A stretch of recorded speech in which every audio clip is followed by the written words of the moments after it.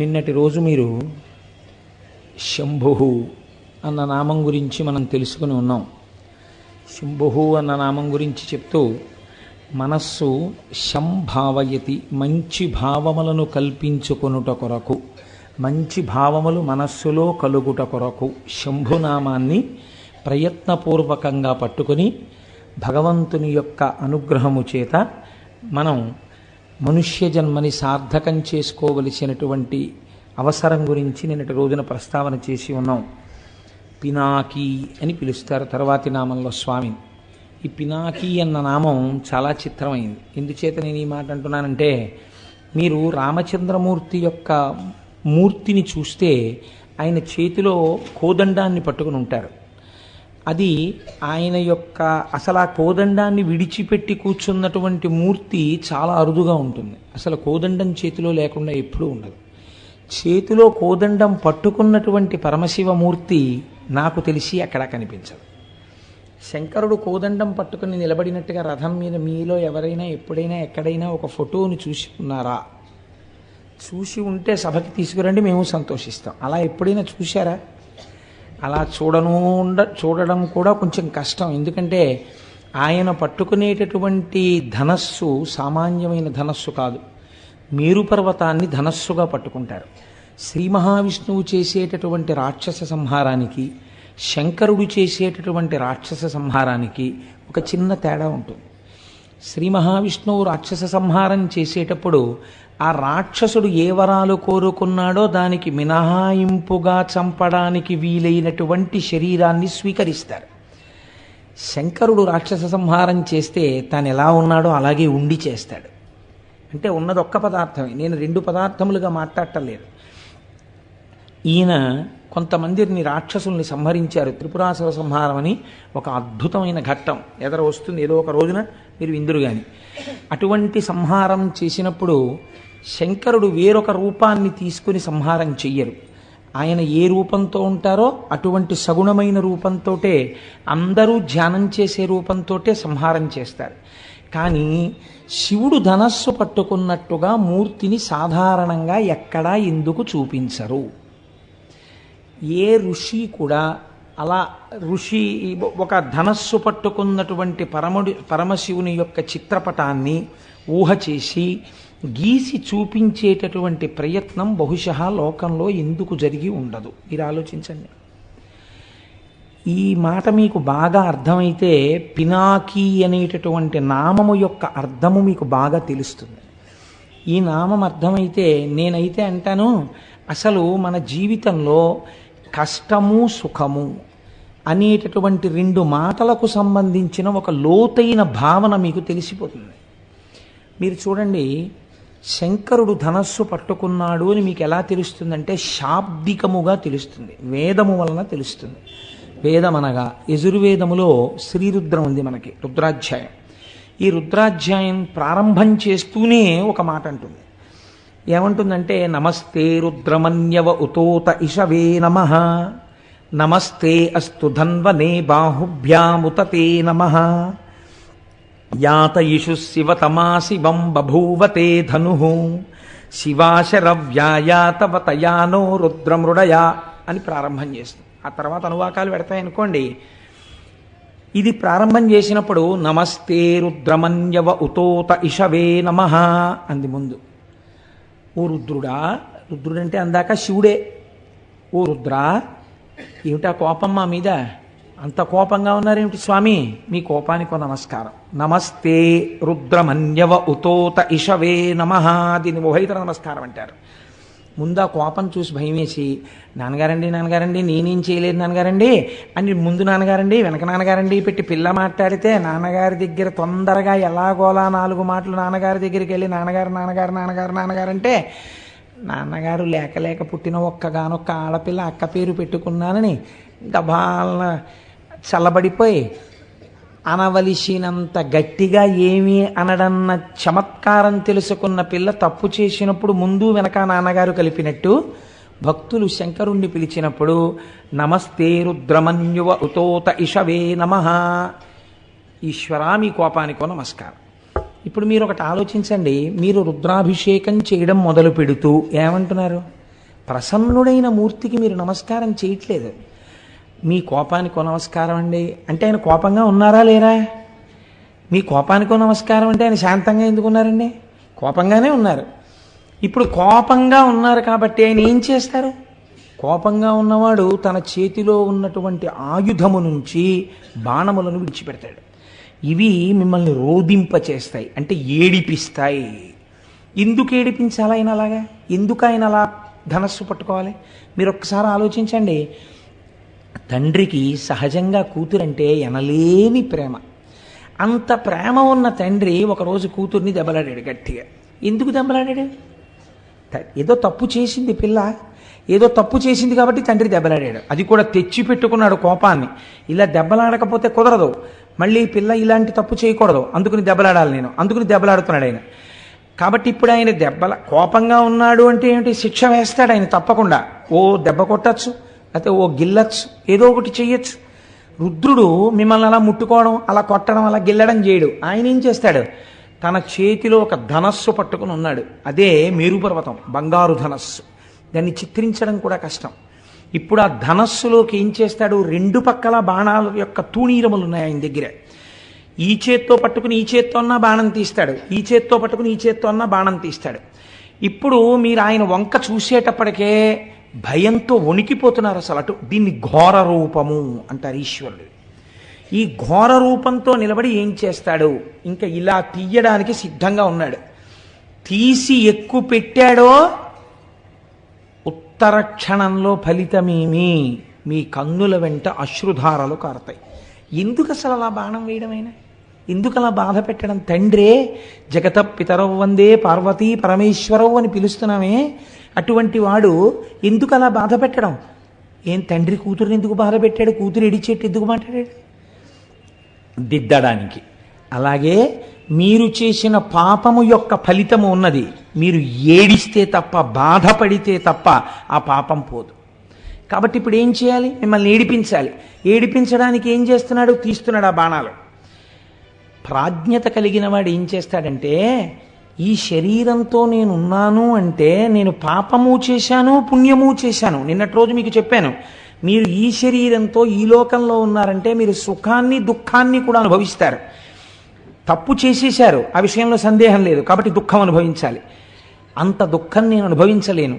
నేను పాపం చేశానన్న విషయంలో మాత్రం నీతో వాదించడానికి నేను సిద్ధంగా లేను. పాపము చేసి ఉన్నాను, కానీ నన్ను అంత ఏడిపించద్దు, నేను తట్టుకోలేను. నేనంత ఏడిస్తే ఏమవుతుందో తెలుసా? నీ పాదముల యందు విస్మృతి కలుగుతుంది. నేను ఆ ఏడుపులో ఉండిపోతాను. ఏదో బాధ కలుగుతుంది నా మనస్సుకి. ఆ బాధలో నేను ఉండడంలో కొంతకాలము నా జీవితంలో నీ పాదములకు దూరం అయిపోతాను. నిష్ఠతో నీ పాదములు పట్టుకోలేని స్థితి నాకు వచ్చేస్తుంది. కాబట్టి ఈశ్వర, మీ కోపానికో నమస్కారం. ఈశ్వర, మీ ధనస్సుకో నమస్కారం. ఈశ్వర, మీ బాణములకో నమస్కారం. మీరు ఏం చేస్తారో తెలుసా? యాత యశు శివతమా శివం బభూవతే ధను. మేము సంతోషించే బాణాలు వేయండి. సంతోషించే బాణాలు కూడా ఉంటాయండి. బాణం వేయడం అంటే దుఃఖం కలుగుతుంది, కానీ సంతోషపెట్టే బాణాలు, దుఃఖం పెట్టే బాణాలు అని రెండు బాణాలు ఉంటాయేంటి? అంటే ఇప్పుడు ఆయన ఏం చేస్తాడు? కొట్టేటప్పుడు ఇలా మొహం పెట్టి ఇలా కొట్టాడు అనుకోండి, ఏడవాలి. మంచి సంతోషంగా తండ్రి వచ్చి, శాబాష్ నాన్న, పొంగిపోతున్నాను రా నీలాంటి కూతుర్ని చూసుకుని కొట్టాడు వీపు మీద. ఇప్పుడు దెబ్బ తగిలింది, కానీ ఇప్పుడు ఆ చురుక్కు అనిపించట్లా కూతురికి. కళ్ళంబట ఇప్పుడు నీళ్ళు వచ్చాయి. నాన్నగారండి, మీరు నన్ను అన్ని మాటలు కోరినందుకు మీ మనసు పొంగిపోయేలా నేను 5 ఏళ్ళు సంగీతం నేర్చుకుని ఒక కీర్తన పాడానండి. మీ మనస్సు ఇవాళ రంజిల్లింది, నా జీవితానికి చాలంది కూతురు. ఇప్పుడు కొట్టాడు, అప్పుడు కొట్టాడు. ఇప్పుడు కొట్టినప్పుడు కళ్ళంబటి నీళ్ళు వచ్చాయి, అప్పుడు కొట్టినప్పుడు కళ్ళంబటి నీళ్ళు వచ్చాయి. ఈ కొట్టిన కళ్ళంబట నీళ్ళు ఏమున్నాయో అవి వచ్చేట్టు కొట్టు మమ్మల్ని అంటే అలా ఎలా చేస్తాం? మరి పుణ్యం ఏది? నాకు పుణ్యం లేదు కదా, ఆ పుణ్యం లేకుండా అలా నీకు సుఖం ఎలా ఇస్తాను అంటావేమో. నిన్నటి రోజున మహేశ్వర శబ్దానికి మేమేం చెప్పాం? నువ్వు సర్వస్వతంత్రుడం అని చెప్పాం. మేం చేసిన పుణ్యం ఏదీ లేకపోతే ఈ లోకంలో ఎందుకున్నాం? సుఖము దుఃఖము అనుభవించడానికి ఈ లోకంలోకి వచ్చాం. కాబట్టి ఏదో ఇంత పుణ్యం ఉందిగా మాకు. నువ్వు తలుచుకుంటే ఇంత పుణ్యాన్ని, అబ్బో ఎంత పుణ్యమో ఎంత పుణ్యమో ఎంత పుణ్యమో ఎంత పుణ్యం చేశాడో అని మమ్మల్ని పైకెత్తి మా జబ్బ చరిచేటంతటి వాణ్ణి చేసి నన్ను నీ భక్తుణ్ణి చేసుకుంటే ఎవరైనా అడ్డొచ్చారా? అలా చేసుకో, నన్ను నీ త్రోవలో పెట్టుకో. దీన్ని మార్చాడండి దూర్జటి. శ్రీశైలేషు భజింతునో యభవు కాంచీనాథు సేవింతునో కాశీవల్లభు కొల్వబోధను మహాకాళేషు పూజింతునో నా శీలంబణువైన మెరువణుచున్ రక్షింపవే నీ కృపా శ్రీ శృంగార విలాసహాసములచే శ్రీకాళహస్తీశ్వర అన్నాడు. ఇందులో ఉన్న యాత ఇష శివతమా శివం బభూవతే ధను శివాశరవ్యాయాతవతయానో రుద్రమృడయా. ఈ మంత్రాన్నే తీసుకున్నాడు ఆయన. కాబట్టి ఈశ్వర మమ్మల్ని అలా కృప చెయ్యండి. ఇప్పుడు ఈ ధనస్సుకి ఆ ధనస్సుకి మార్పు ఉందా లేదా? అది ఘోర రూపం, ఇది అఘోర రూపం. అంటే ఇప్పుడు ఆయన ప్రసన్నుడు, ఎంతో సంతోషంగా ఉన్నాడు. మొదటిది ఘోర రూపం. ఘోర రూపం వదిలేయి, శాంత రూపాన్ని స్వీకరించు. మా పట్ల ప్రసన్నుడివి కావు తండ్రి అని అడుగుతాం. అసలు పినాకము అన్న శబ్దాన్ని మీ జీవితానికి అన్వయం చేసుకోవడానికి రుద్రం ప్రారంభం ఇలాగే మాట్లాడింది. ఇది అసలు ధనస్సు. ఈ ధనస్సుని మీరు అన్వయం చేసుకోవాలి జీవితంలోకి. నేను ఏది చేస్తే ఘోర రూపంతో ఈశ్వరుణ్ణి చూడవలసి వస్తుంది. అలా చూడడం ఎందుకు? నాన్నగారండి నిజమే తప్పైపోయింది నాన్నగారండి, అంత కోపంగా చూడకండి నాన్నగారండి, ఆ ధనస్సు పక్కన పెట్టేయండి, మళ్ళీ మీరు నన్ను పూర్వం చూసినట్టుగా ప్రసన్నంగా నన్ను చూడండి నాన్నగారండి అని చెప్పుకోవలసిన రోజు నీ జీవితంలో ఎందుకు రావాలి? అసలు ఎప్పుడూ నీ తండ్రి నిన్ను ఎలా చూశాడో అలా చూసేటట్టు నువ్వు ఎందుకు ఉండలేవు? ఇది నీకు అర్థమైతే నీ తండ్రిని ఎప్పుడూ శాంతరూపంతో చూడాలని నువ్వు అనుకుంటే ప్రతిరోజు రుద్రపారాయణం నువ్వు చేస్తే ఆయన చేతిలో అలా చూడవలసిన అవసరం నీకు కలగకూడదు. నువ్వు శాంతముగా ఉన్నటువంటి శివదర్శనాన్ని కోరుకున్న వాడవై ఉండాలి. ఇప్పుడు చూడండి ఆయన ఏం చేస్తున్నాడు ఈ రెండు ధనస్సులు పట్టుకుని. మీరు చాలా జాగ్రత్తగా ఆలోచించండి. శివతత్వం చాలా గంభీరంగా ఉంటుంది. ఒక దుఃఖాన్ని ఇచ్చాడు. పరమభక్తుడు అనుకోండి, ఆయన దుఃఖం రాలేదనుకోండి, అప్పుడు శివుడు కటాక్షించినట్లు అని మీరు అనుకుంటున్నారా? అలా ఏం ఉండదు. కటాక్షం అంటే ఎలా ఉంటుందో తెలుసా అండి? చేయవలసినటువంటి హాని చేస్తాడు, కానీ దాని వలన మీరు కంటికి మంటికి ఏకధారగా ఏడవలసిన అవసరం లేకుండా చేస్తాడు. ఇది గమ్మత్తుగా ఉంటుంది. ఎలా ఉంటుందంటే, ఒక పిల్లవాడు ఆడుకుంటూ పడిపోయాడు. వాడి కాలుకు 6 ఫ్రాక్చర్లు అయ్యాయి. చూసిన డాక్టర్ గారు అన్నారు, అసలు వీడి తల పగిలిపోవాలి ఇలా పడిపోతాయి అన్నారు. తల పగలకుండా కాలు విరగ్గొట్టు వదిలిపెట్టాడు. ఇప్పుడు అందులో ఏముంది? తండ్రి ఏడ్చాడా లేదా? అయ్యో వీడి కాలు విరిగిపోయింది కొడుక్కను 3 నెలలు ఏడిచాడు వాడు కట్టేసుకు పడుకుంటే. కానీ తలే పగిలిపోయి ఉంటే జీవితాంతం ఏడవాలి. అలా ఏడవలసిన అవసరం లేకుండా 3 నెలలు ఏడ్చేట్టుగా తీశాడు. ఎందుకు తీశాడు? రోజు ఇలా చెప్పుకున్నాడు కాబట్టి. శివాశరవ్యాయాతవతయానో రుద్రమృడయా అని చెప్పాడు. ఈశ్వర నేను తప్పకుండా తప్పు చేసి ఉంటాను, అందుకే ఈ ఉపాధిలో ఉన్నాను, కానీ ఘోరమైన శిక్ష నాకు వెయ్యకు, శిక్ష అనుభవిస్తాను. కానీ ఆ శిక్ష ఎలా ఉండాలంటే నీ పాదార విందముల యందు స్మృతిని పోగొట్టేటటువంటిది కాకూడదు. అటువంటి శిక్ష నాకు వెయ్యి అని అడిగాడు. ఇప్పుడు వాడు తట్టుకోగలిగినంత శిక్షని వేస్తాడు. అలా వేస్తే అంత శిక్ష ఎందుకు వేయలేదు అని మీరు నేను అడగగలమా? ఆయన స్వతంత్రుడు, మహేశ్వరుడు. కాబట్టి ఇప్పుడు ఏమైంది?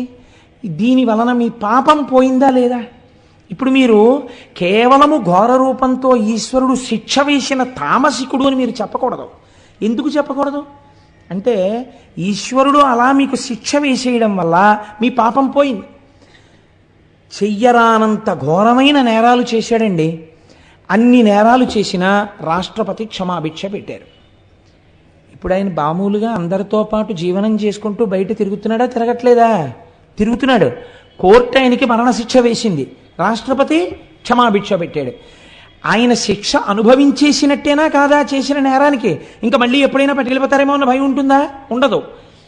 రాష్ట్రపతి ఉదారుడై పెట్టిన క్షమాభిక్ష చేత విడుదలైనటువంటి ఖైదీ ఎంత పాపం చేసినా కొట్టుకుపోయినట్టు ఎంత పాపం చేసిన వాడైనా ఈశ్వరుడి పాదములు పట్టుకున్నవాడైతే ఆయన పాదముల యందు విస్మృతి కలగవలసిన అవసరము లేని రీతిలో తప్పించి వాడు భరించగలిగినంత దుఃఖాన్ని మాత్రమే ఇచ్చి తప్పిస్తాడు.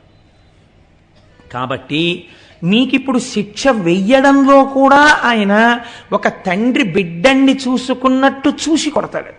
తండ్రి కొడతాడు కొడుకుని, కానీ చిన్న పిల్లవాడిని తండ్రి కొట్టడంలో ఎంత జాగ్రత్త తీసుకుని కొడతాడో తెలుసా అండి?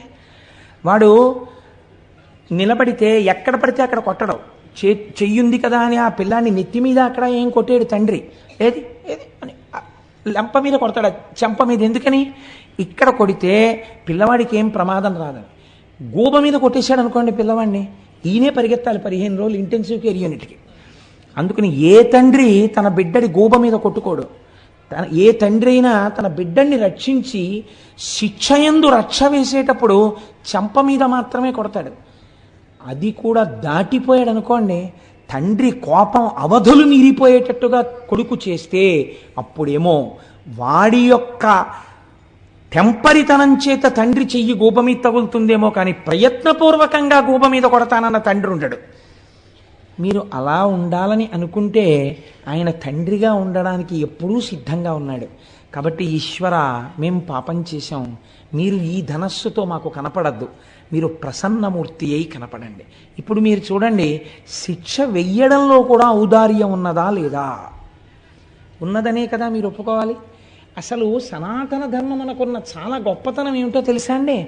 మీరు చేసే పాపానికి ఫలితం ఇచ్చేవాడు ఒకడు మిమ్మల్ని భయపెట్టడానికి, మీ భయం తీయడానికి ఒకడు, ఇద్దరు ఉండరు. భయకృత్ భయనాశన, భయాన్ని సృష్టించేవాడు పరమాత్మే, భయాన్ని తీసేసేవాడు పరమాత్మే. ఇది సనాతన ధర్మమునందున్నటువంటి జీవధార. మీరు చాలా జాగ్రత్తగా చూడండి. మీకు కష్టం వచ్చిందనుకోండి, ఎవరిచ్చారండి మీకు ఈ కష్టం అని అడిగారు అనుకోండి, ఎవరిచ్చారు? భగవంతుడే ఇచ్చాడు. మీకు ఈ కష్టం తప్పిందనుకోండి, ఎవరిచ్చారు? ఈశ్వరుడే ఇచ్చాడు.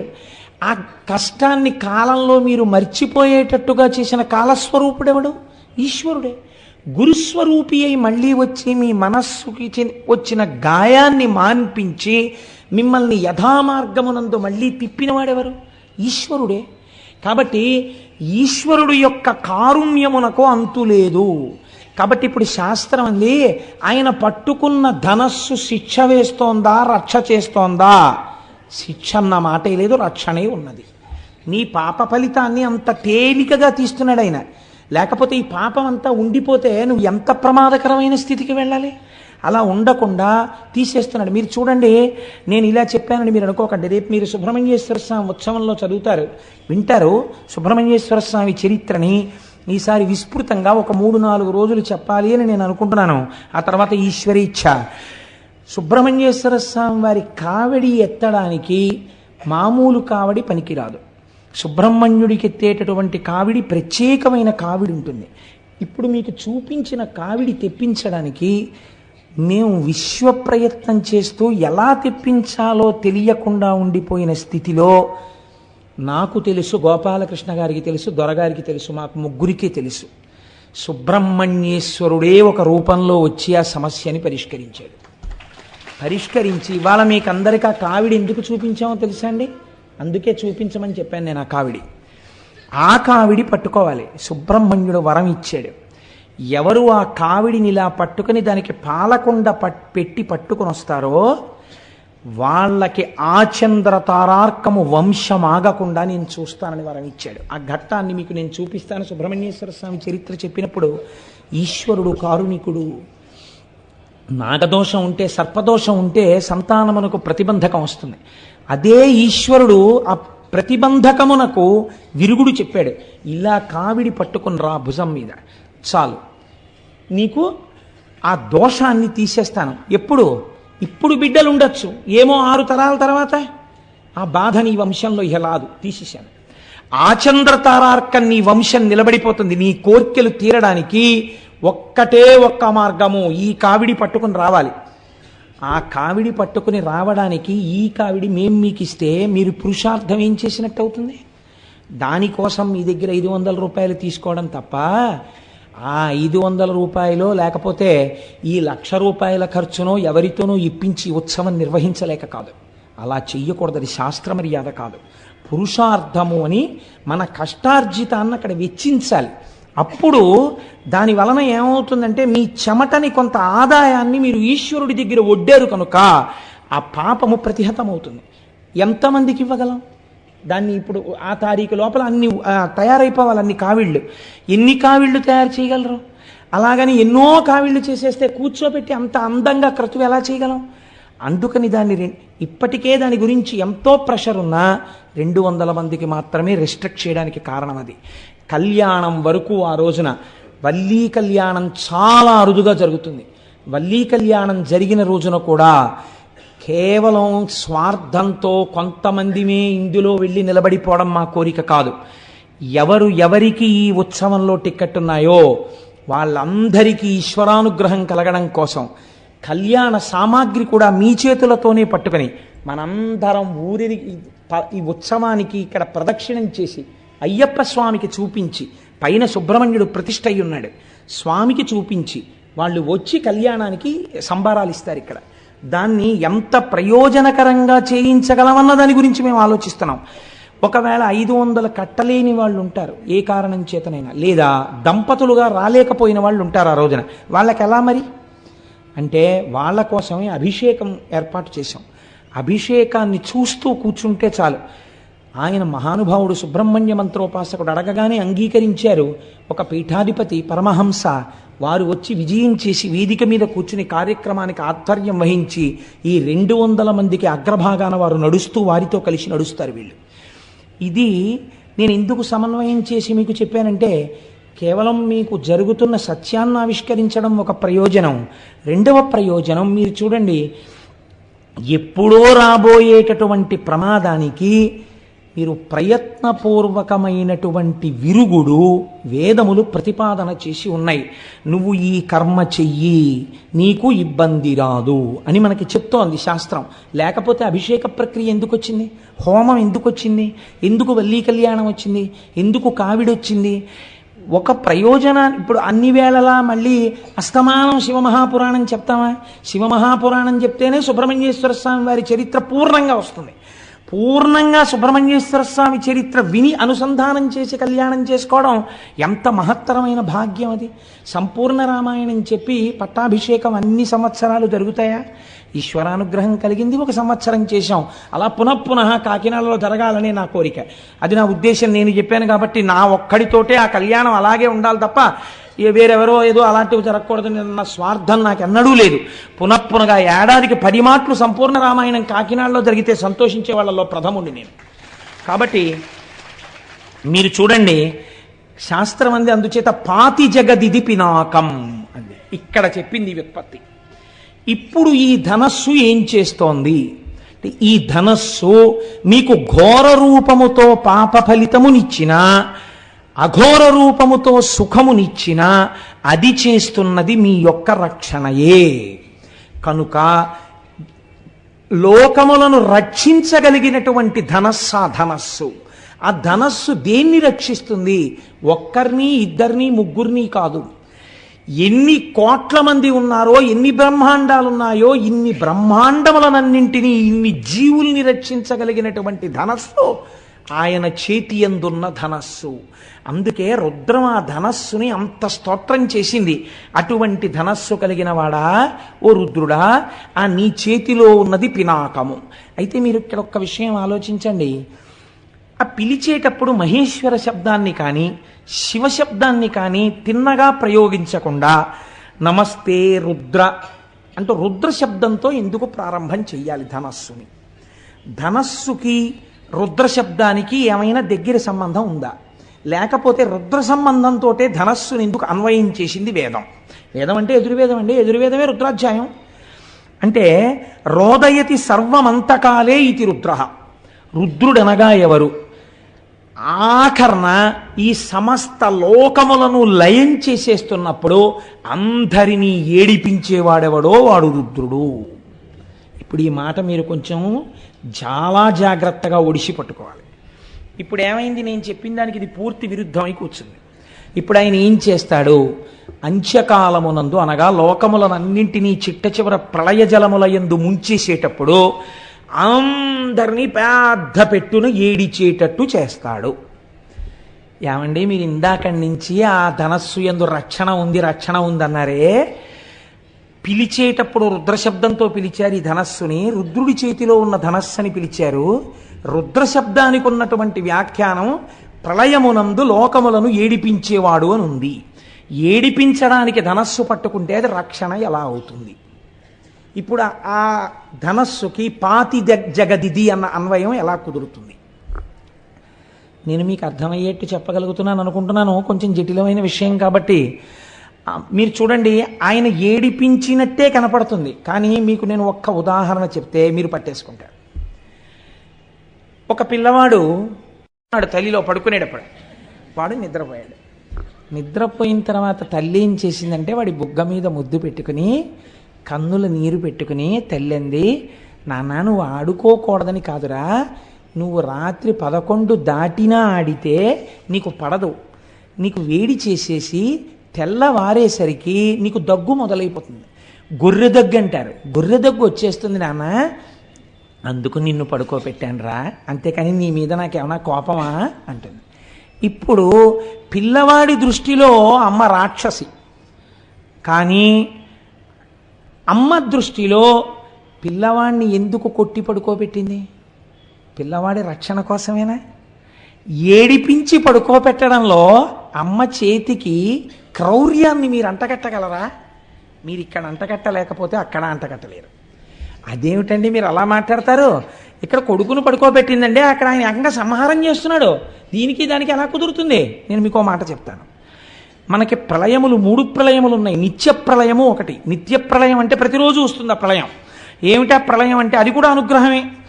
రాత్రి నిద్ర, ఈ నిద్ర పట్టలేదనుకోండి అత్యంత ప్రమాదకరం. నిద్రాభంగం చెయ్యడం అంత పాపం లోకంలో ఇంకోటి లేదు. కాబట్టి నిద్ర పట్టేటట్టుగా ఈశ్వరుడు అనుగ్రహించి మీకు సుఖాన్ని కల్పించడం నిత్య ప్రళయం. రెండవది ఆత్యంతిక ప్రళయము అంటారు. బాగా సాధన చేసి భక్తితో భగవంతుణ్ణి చేరుకోవడానికి అడ్డంగా ఉన్న ప్రతిబంధకములను గుర్తించి వాటిని తొలగతోసుకుని భక్తితో కూడిన కర్మానుష్ఠానము చేత ఈశ్వరానుగ్రహముగా జ్ఞానమును పొంది అద్వైత సిద్ధి చేత మోక్షానందమును పొందేటట్టుగా యోగ్యతని సంతరించుకున్నవాడు ఈశ్వర కటాక్షము చేత మోక్షము పొందడమే ఆత్యంతిక ప్రళయము. ఇది కూడా ఈశ్వరానుగ్రహంగా మోక్షం పొందుతారు ఒక రమణ మహర్షి వంటి మహాభావులు. మీరు చూడండి, అది ఆత్యంతిక ప్రళయం. మూడవది మహాప్రళయము అంటారు. ఆత్యంతిక ప్రళయంలో ఒక్కొక్క మెట్టు ఎక్కి వెళ్ళిపోయారు అందరూ. అందుకే మన వాళ్ళు పూర్వం కైలాసపాళి ఆడించేవారు. కైలాసపాళి 10 మంది పిల్లలు కలిసి మొదలు పెడతారు. 9 మంది పండిపోతారు, ఒక్కడే ఉండిపోతాడు. వాడు ఒక్కడు పండడు. అప్పుడు వాడు అలా దేవతల్లో తిరుగుతూ ఉంటాడు, కానీ వాడు విరాట్ పురుషుల్లోకి వెళ్ళకపోతే వాడిని ఏం చేసేవారంటే వీడు కూడా పండిపోయినట్టే అని చెప్పేసి వాడు 4 వేసినా సరే ఇటు 2 గళ్ళు, ఇటు 3, ఇటు 4 లెక్క మార్చేసేవారు. లెక్క మార్చేసి 4 అంటే అసలు అప్పటి వరకు 1, 2, 3, 4. ఇప్పుడు వీడు ఒక్కడు పందాలు వేసుకుంటూ కూర్చోవడం వాడికి అప్పటికే పట్టలేదు ఆ 3. అప్పుడు ఏం చేస్తారంటే 1, 2, 3, 4 ఆఖరిని ఇలా నప్పేచ్చు, పర్వాలేదు నువ్వు పండిపోయావంటే ఆ పిల్లాడు సంతోషంగా చేతులు కొట్టుకుంటూ వెళ్ళిపోతాడు. అలా ఈశ్వరుణ్ణి తమంత తాము పొందలేని వాళ్ళని ఈశ్వరుడే పొందుతాడు. అప్పుడు కూడా వాళ్ళు ఏమంటారంటే ఇలా ఉండిపోతాం అని ఏడుస్తూ ఉంటారు జీవబుద్ధితోటి. తప్పు నాన్న, అందరూ పొందేశారు, మీరు ఉండిపోయారు, మిమ్మల్ని నేనే పొందేస్తానని మైనపు ముద్ద నల్లపూసల్లో తిరిగి తనే పుచ్చేసుకున్నట్టు జీవుల్ని తానే పొందేస్తాడు. వాళ్ళు ఏడుస్తున్నా వాళ్ళకి సిద్ధిని ఇచ్చేస్తాడు. ఇప్పుడు ఆ మహాప్రళయాన్ని జీవులు ఏడుస్తున్నా వాళ్ళు రోధిస్తున్నా తాను పొందడం రక్షణ హేతు అంటారా, తామసంతో కూడుకున్నటువంటి సంహార ప్రక్రియ అని మీరు పిలుస్తారా? ఇప్పుడు అలా చేసినటువంటి రుద్రుడి చేతి ధనస్సు సాత్వికమైనది, లోకరక్షణ హేతు అని నేను అంటాను. కాదని మీరు అనగలరా? కనుక ఇప్పుడు అది ఏమైంది? లోకములను ఏడిపించేటటువంటి వాడంటే వీడి మూర్ఖత్వం చేత ఇంకా ఇలా ఉంటానంటున్నాడు. యుగమైపోయింది, నీకు ఇంత సమయం ఇచ్చినా పొందలేకపోయావు, నేనే నిన్ను పొందేస్తానని పొందేశాడు పరమాత్మ. అది కూడా ఆయన యొక్క అనుగ్రహము. కాబట్టి ఇప్పుడు ఏమైంది? రోదయతి సర్వమంతకాలే ఇతి రుద్రః రుత్యా ధర్మానవ లోకయతి ప్రాపయతీతివా రుద్రః. ఇది ఒక చిత్రమైనటువంటి మాట. వేదము శబ్ద ప్రమాణమై మనకి ధర్మాన్ని బోధ చేస్తోంది. వేదం అంతా ఏం బోధ చేస్తుంది అంటే ధర్మమే.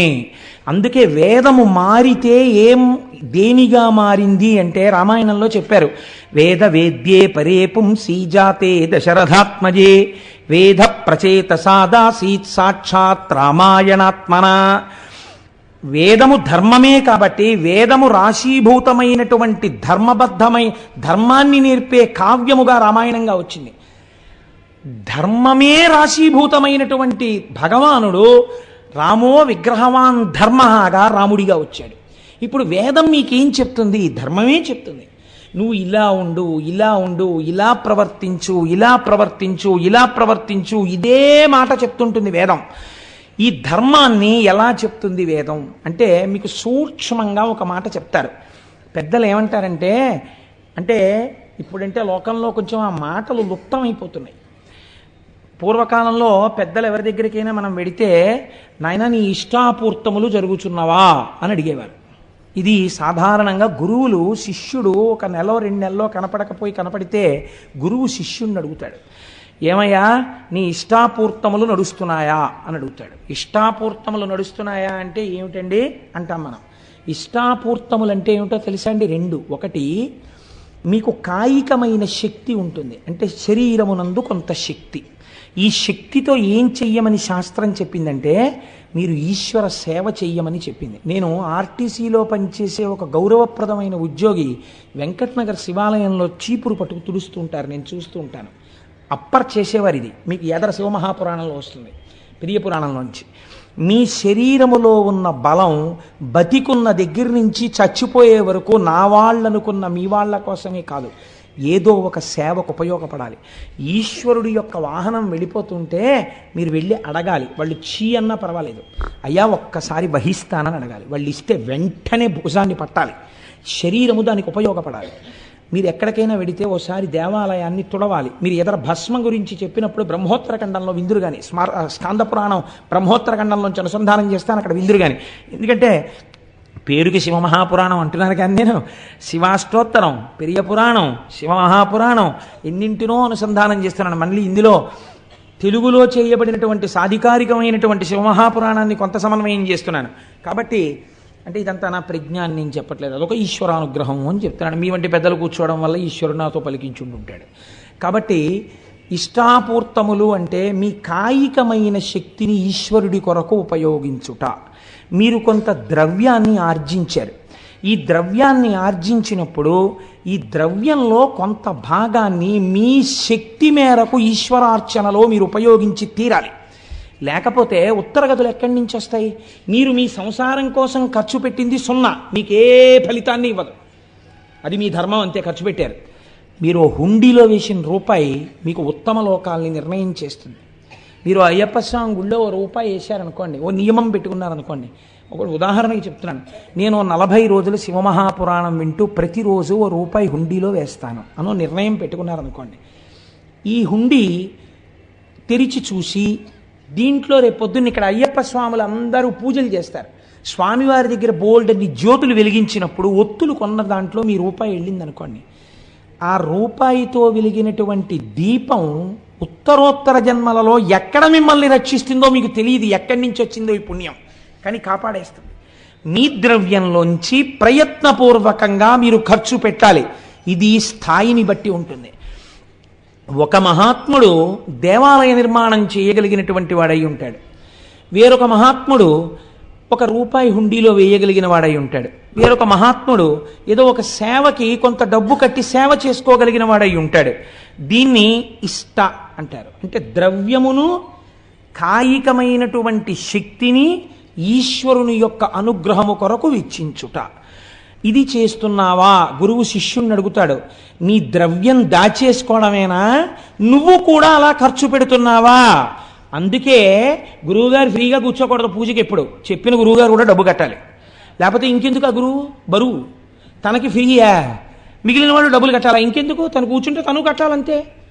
కాబట్టి దీన్ని ఇష్టం అంటారు. రెండవది పూర్తము. పూర్తం అంటే ఏమిటో తెలుసా అండి? మీకు అటువంటి అర్హత శరీరములో ఈయబడితే ప్రయత్నపూర్వకంగా మీరు ఒక చోట కూర్చుని, అయ్యా నేను హవిస్సు వేస్తానండి అగ్నిహోత్రంలో అని అడగాలి, నేను ఒక సమిధ వేస్తానండి అని అడగాలి. నేను చూపించాను, నాతో కామకోటి పీఠానికి వచ్చిన వాళ్ళకి నేను చూపించాను, చూడండి శివుడికి అర్చన జరుగుతుంటే సాయంకాలం జరగబోయే అర్చనకి అక్కడ ఒక బ్రహ్మచారి కూర్చుని అన్ని దళాలకి మూడాకులు ఉండేటట్టుగా జాగ్రత్తగా దళాల్ని కత్తిరించి ఓ పళ్ళెంలో పెడుతున్నాడు. అదొక సేవ. అలా మీరు ఒక అగ్ని కార్యం చెయ్యాలి, మీరు ఒక హోమం చెయ్యాలి. రేపు సుబ్రహ్మణ్య హోమం జరుగుతుంది. మీకు చెయ్యడం చేత కాకపోవచ్చు, మీ ద్రవ్యం వేసి మీరు ఆచార్యముఖేనా అని కూర్చోవాలి. కూర్చుంటే ఇప్పుడు ఆచార్యులు చేస్తారు, కానీ ఎవరికి ఆ ఫలితం? మీకే. అప్లికేషన్ రాసిన వాడు ఎవరైనా సంతకం పెట్టిన వాడికే చెక్ వస్తుంది. అలా ఫలితం మీకే వస్తుంది. కాబట్టి పూర్తము ఈ రెండు మీరు చేసి తీరాలి. ఇది పరమధర్మము మనుష్య జన్మకి. ఈ రెండూ చేయకపోతే మీ ధర్మాన్ని మీరు విస్మరించినట్టు. డబ్బు దేనికి? దాచుకోవడానికి. శక్తి దేనికి? ఇంట్లో వాడుకోవడానికి. ఇంకా ఎక్కువైపోయి డాక్టర్ గారు చాలా ఎక్కువైపోతోంది నీలో శక్తి అంటే మార్నింగ్ వాక్ ప్రయత్నపూర్వకంగా రోడ్ల మీద బడి తిరిగి తగ్గించుకోవడానికి. అంటే నేను తిరిగే వాళ్ళందరినీ తప్పు పట్టట్లేదు, వాళ్ళు మహాత్ములై ఉండి ఉండవచ్చు. వాళ్ళని నేను ఒకవేళ వాళ్ళు ఏమో ఎటువంటి భావనతో చేస్తున్నారో అది నేను తప్పు పట్టి మాట్లాడటలేదు. కనుక ఇష్టాపూర్తములు ఈ రెండూ చేయవలెను. ఈ రెండూ ధర్మ మార్గము వైపుకి మీ మనస్సుని శరీరాన్ని తిప్పుకోవడానికి మీరు ఉపయోగించుకుంటారు. It is a self check. మీకు మీరు నా దగ్గర ఇంతుంది, ఒకవేళ గభాలన డాక్టర్ గారి దగ్గరికి వెళ్ళి ఒక 1000 రూపాయలు ఖర్చు పెట్టవలసి వస్తే నేను పెడతానా పెట్టనా? పెట్టగలను. ఏం భగవంతుడి పేరు చెప్పేటప్పటికి ఎందుకు వెనకంజ వేస్తున్నానో కాబట్టి నేను పెడతాను. మీకు మీరే న్యాయమూర్తి. ఇది శాస్త్రం అంది ఇష్టాపూర్తములు. అలాగే మాట్లాడింది గురువు. అంతకన్నా మాట్లాడు. ఇష్టాపూర్తములను చేస్తున్నావా అని అడుగుతారు. ఈ రెండూ చెయ్యడం వల్ల మీరు సోపానములను ఎక్కుతారు. దీన్నేనండి సంగీతంలో నాదోపాసన అని పిలిచారు. దీన్ని రాగాల ఆరోహణ అవరోహణైనది అంటారు. దేనివల్ల కింద పడ్డావో దాంతోనే పట్టుకుని పైకెక్కాలి. ఆ సరిగమ పదనిసలతోటే పైకెక్కుతారు, కిందకి దిగుతారు. నాదోపాసన చేస్తారు. వాళ్ళు నాదోపాసన చేసి వాళ్ళు అదే సిద్ధిని పొందుతారు. కాబట్టి మనకి ఎటువైపు నుంచి వచ్చిన శాస్త్రం దాన్నే నేర్పింది, భగవంతుడి వైపుకి వెళ్ళడాన్ని నేర్పింది. కనుక చూడండి, ఇప్పుడు వైదికమైనటువంటి మార్గంలో ఈ ప్రయత్నంలో తల్లి యందు పెద్ద బాధ్యత పెట్టింది శాస్త్రం. ఈ ధర్మం అన్నది అసలు ఎక్కడ ప్రారంభం అవ్వాలి అని అడిగింది. అడిగితే తల్లి దగ్గరే ప్రారంభము. ఎందుకో తెలుసా అండి? నేను ఈ మాట ఎందుకు చెప్తున్నానో మీరు ఈ శ్లోకాన్ని అవధరించండి, మీకే అర్థమవుతుంది. శైశవేభ్యస్త విద్యానాం, చిన్నతనంలో శైశవంలో భగవంతుడన్నవాడొకడున్నాడన్న పూనిక పిల్లల యందు ఏర్పడేటట్టుగా విద్యాభ్యాసము జరిగి తీరవలెను. ఇది స్కూల్లో చెప్పరు ఇవాళ.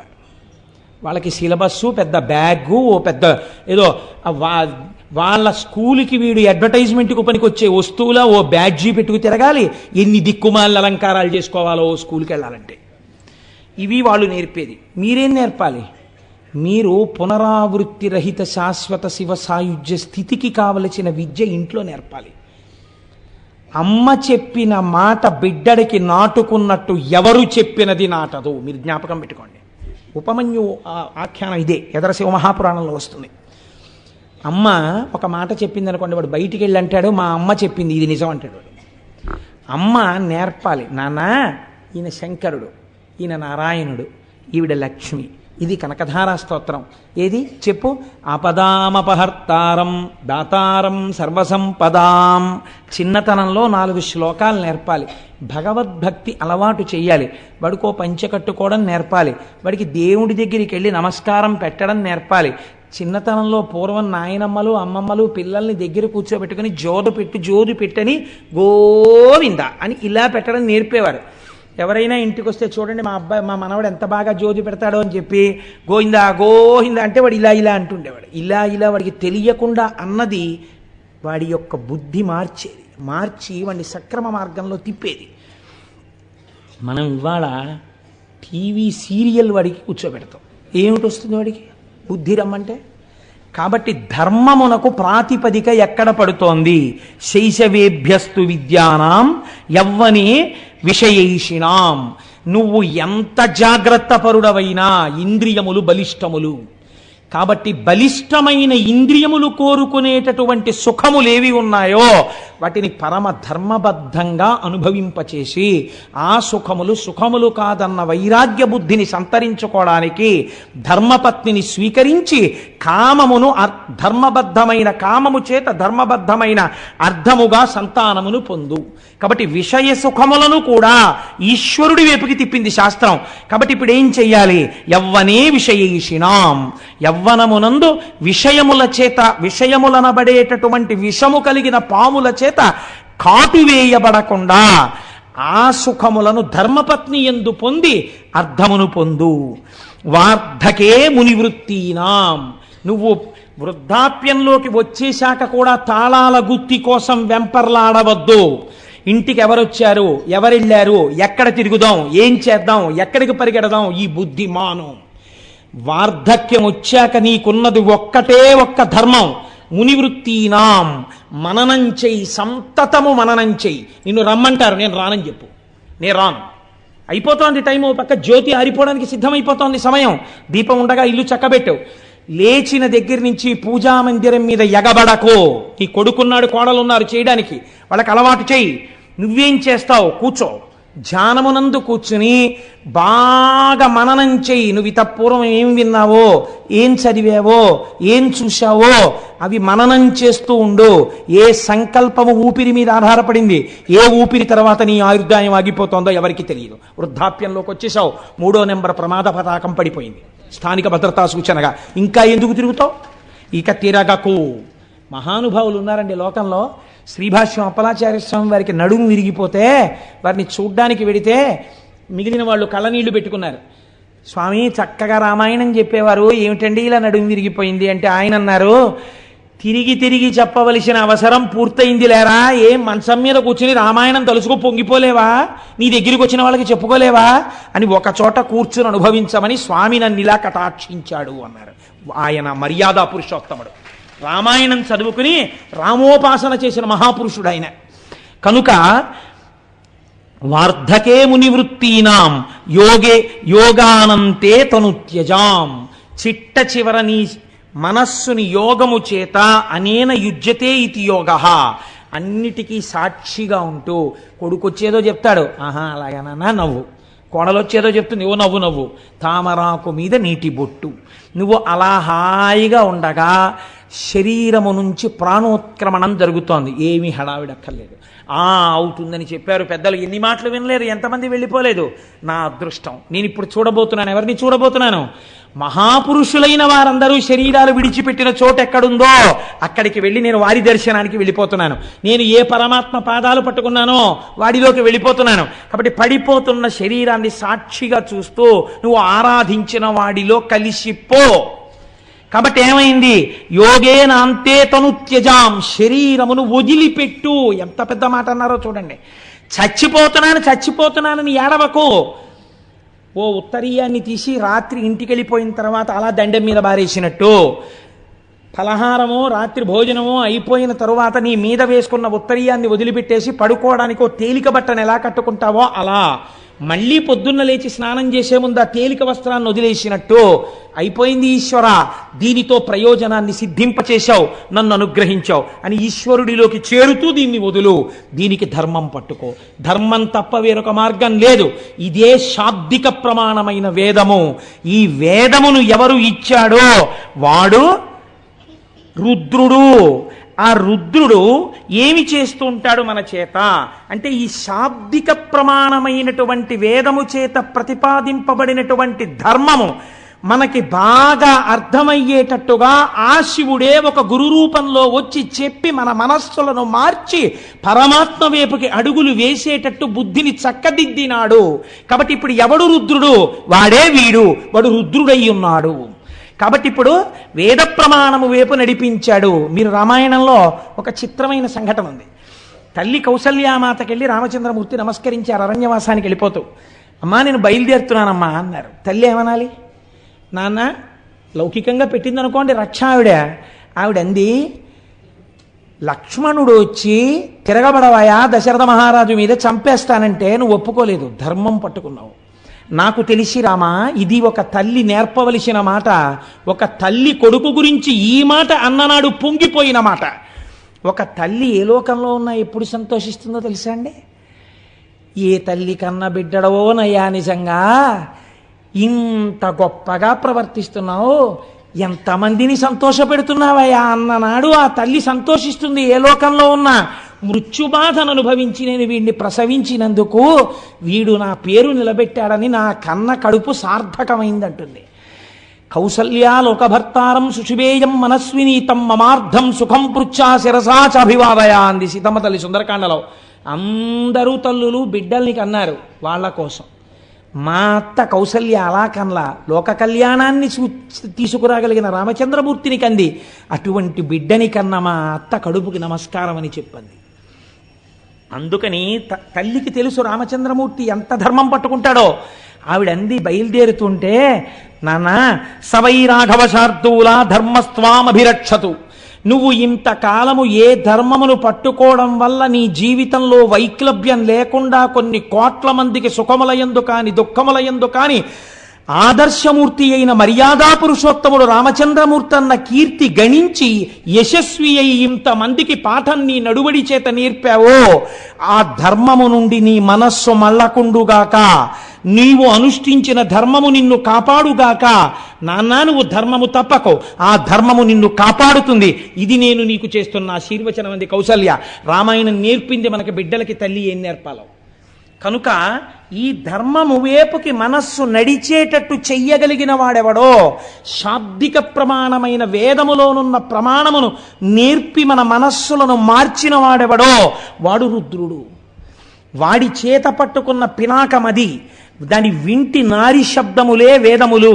కాబట్టి ఇప్పుడు ఆ శాబ్దిక ప్రమాణములే వేదములు. ఆ వేదము మనల్ని ధర్మ మార్గంలో నడిపించడానికి వచ్చింది. ఆశ నీ ప్రయత్నం అక్కర్లేదు, వెంబడబడి తిరుగుతుందండి ఆశ. మిమ్మల్ని ఎలా పట్టుకులాగి, అందుకే ఆశా పాశము అన్నారు దాన్ని. తాడేసి లాగేసినట్టు లాగేస్తుంది ముందుకు వెళ్లకుండా. ఆశ ఎంత దారుణంగా ఉంటుందో ప్రమాచార్య స్వామి మాట చెప్తుండేవారు. ఒక దరిద్రుడికి మామిడి పండు తినాలనిపించింది. ఎంత చిత్రంగా ఉంటాయో చూడండి. ఆఖరికి రాక రాక మామిడి పళ్ళ సీజన్ వచ్చింది. ఎవడిస్తాడు వాడికి మామిడి పండు? ఎవడో ఒక మహానుభావుడు చూసి, అయ్యో పాపం వీడికి మామిడి పండు తినాలని ఇలా ఉంది, ఎప్పుడు మామిడి పళ్ళు అందరూ తినే చోటుకి వెళ్ళి కూర్చుని అలా చూస్తూ ఉంటాడు, చొంగ కారుస్తూ ఉంటాడు, ఓ పెద్ద మామిడి పండు ఇచ్చాడు. ఇప్పుడు ఆయన ఆ మామిడి పండుని చేతితో పట్టుకుని పెద్ద ఆలోచన చేశాడు. అంటే మనుష్యులకి సహజంగా ఎలా ఉంటుందో చూడండి ప్రకృతి. నాకు దొరక్క దొరికింది మామిడి పండు. ఇంటి దగ్గర భార్య ఉంది, 2 బిడ్డలు ఉన్నారు. భార్యకి 2 బిడ్డలకి నాకు నలుగురికి కలిపి ఒక్క మామిడి పండు తినడానికి సరిపోదు. పోన్లే పంచుకు తిందామంటే ఇంతంత ముక్కలు వస్తాయి. ఇలా అబ్బా ఎంతో బాగుందో అనేటప్పటికి అయిపోయింది. కాబట్టి ఈ సంవత్సరానికి నేను ఒక్కడినే తింటాను. వచ్చే సంవత్సరానికి ఎలాగో అలా కష్టపడి భార్యా బిడ్డలకు కూడా మామిడి పళ్ళు ఏర్పాటు చేస్తాను. చూడండి ఎంత చిత్రంగా ఉంటుందో. తను తినాలన్న దగ్గర భార్యా బిడ్డల్ని కూడా పక్కన పెట్టగలిగాడు. ఇప్పుడు తినచ్చు కదా పోనీ ఒక్కడు. ఇన్నాళ్ళు వీడు పాపం ఎప్పుడు పాపం ఏమి తింటాడండి, పిచ్చాడు, దరిద్రుడు అనేవారు నన్ను. 10 మంది చూస్తూ ఉండగా నేను ఈ మామిడి పండు తినాలి. అంటే అందరూ నన్ను చూసి, అబ్బో ఆయన మామిడి పండు తింటున్నాడండి, ఎంత మంచి మామిడి పండు, ఎక్కడ కొన్నాడో పరకంటే ఈయనకి ఏదో ఐశ్వర్యం వచ్చింది అనుకోవాలి. కాబట్టి నేను ఇప్పుడు ఈ మామిడి పండుని అందరూ చూస్తూ ఉండగా తింటాను అని ఒక అరుగెక్కి కూర్చుని బాగా జనం వచ్చే వరకు చూశాడు. అందరూ వచ్చే వరకు మామిడి పండు ఇలా తిప్పాడు. నిజంగానే ఆశ్చర్యం వేసింది అందరికీ, ఏమిటి ఇంత మామిడి పండు ఉంది వీడి చేతిలోని. ఇప్పుడు అందరూ చూస్తుండగా తిందామని ఆ మామిడి పండుని ఇలా కొరికి అన్నాడు. అది చేతిలోంచి జారి కిందనున్న బురదలో పడింది. ఎంత అక్కడున్నాడో అంత కిందకి వెళ్ళాడు. ఇప్పుడు ఆ మామిడి పండుని వదలలేడు. తీసి కడిగైనా తినేద్దామని ఉంది. తీసి కడిగితే వీళ్ళందరూ ఏమనుకుంటారో. ఇప్పుడు ఎవరు చూడాలనుకున్నవాడో వాళ్ళే ప్రతిబంధకం అయ్యారు. తీసి కడగడమా, ఇలా ఊరుకోవడమా? గట్టిగా చెంచాడు రసం తాగలేదే, పండు పడిపోయింది కింద, ఏం చేయడం అని ఆలోచిస్తున్నాడు. పంది వచ్చి ఎత్తుకుపోయింది.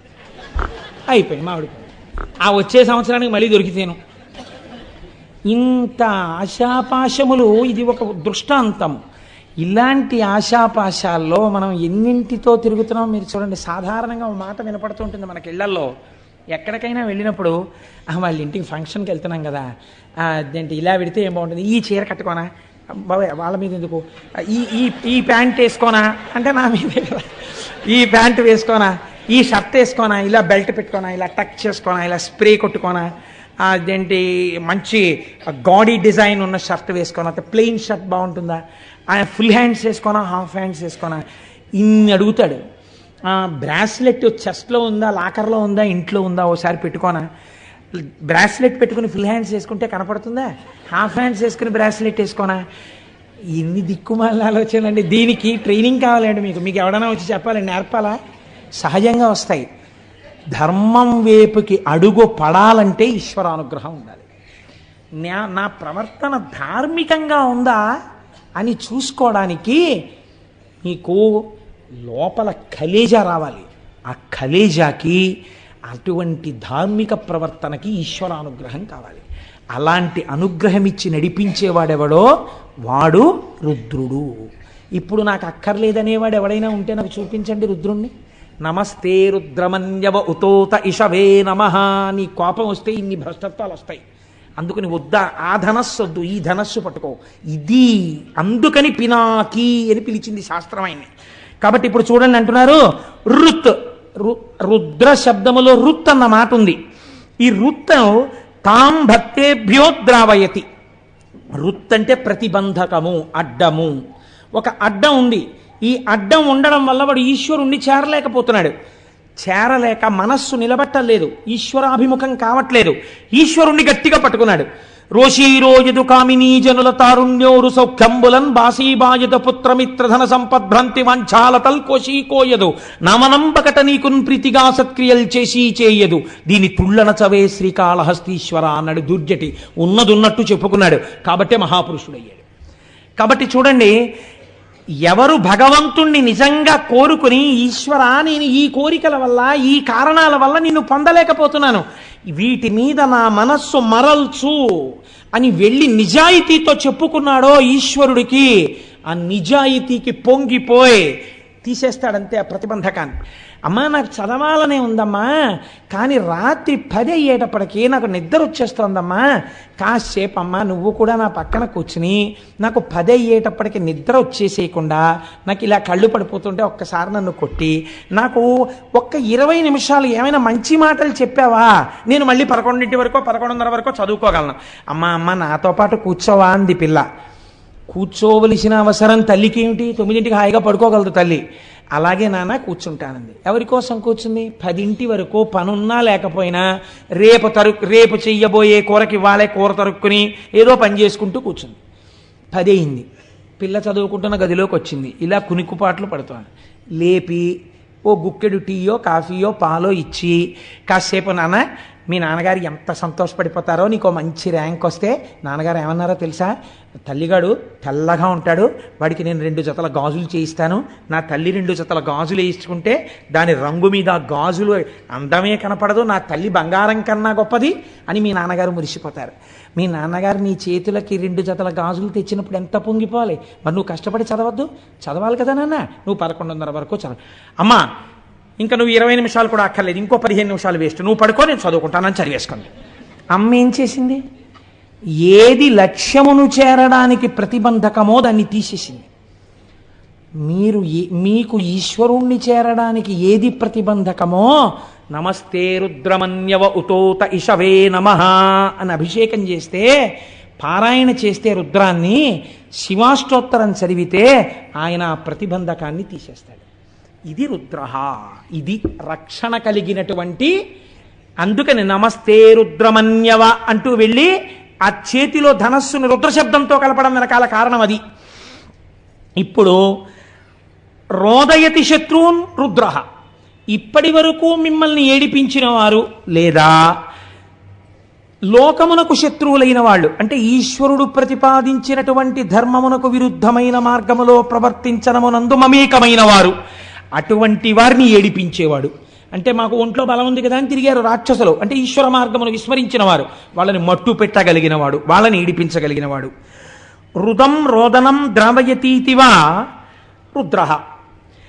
మీకు అపారమైనటువంటి దుఃఖం ఉంది ఒక కారణం చేత, అది ఏదైనా కారణం కావచ్చు. ఇప్పుడు మీరు ఒక్కటి మాత్రం వేదాంతంలో జ్ఞాపకం పెట్టుకోండి, చేసిన పాపమునకు ఏడవవలసినదే ఎవడైనా. అది ఆ ఏడుపు ఎలా ఉంటుంది అంటే, మీకు బాగా ఏ వస్తువు ప్రీతిపాత్రమైతే ఆ వస్తువు జోలికి విడితే బాగా ఏడవగలరు. అంటే పెద్ద పాపం ఉందనుకోండి, చాలా కాలం ఏడిపించాలంటే ఆ వస్తువు జోలికి వెళ్ళాలి కదండి. ఈశ్వరానుగ్రహం బాగా ఉందనుకోండి, శాశ్వతంగా దూరం చేయకుండా మీ కళ్ళ ముందే ఉంచి మీకు లేనిది చెయ్యొచ్చు ఒక్కొక్కసారి. ఇలా కూడా జరుగుతుంటుంది లోకంలో చిత్రం. ఎలా చెప్పండి? తన కొడుకే ఫోన్ చేశాడు. ఏం నాన్న బాగున్నావా అన్నాడు. నాన్నగారండి ఏం చేస్తున్నారండి అన్నాడు కొడుకో. ఏం చేస్తున్నానా? భోజనం చేస్తున్నాను రా అన్నాడు. నాన్నగారండి ఏం వండింది అమ్మ ఇవాళ అన్నాడు. అమ్మ వంకాయ అల్లం కారం పెట్టి వండిందిరా, ఎంత బాగుందో అన్నాడు.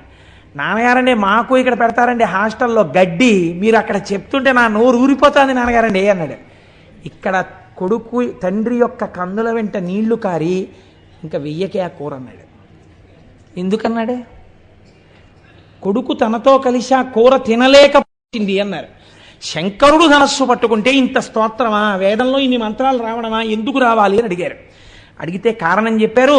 పినాకః త్రిపుర దహన కాలే శరజ్వాలా జాలైర్నాకం పిహితవాన్ పినాకః తదా మేరు ధనుస్త్వాత్ అన్నారు.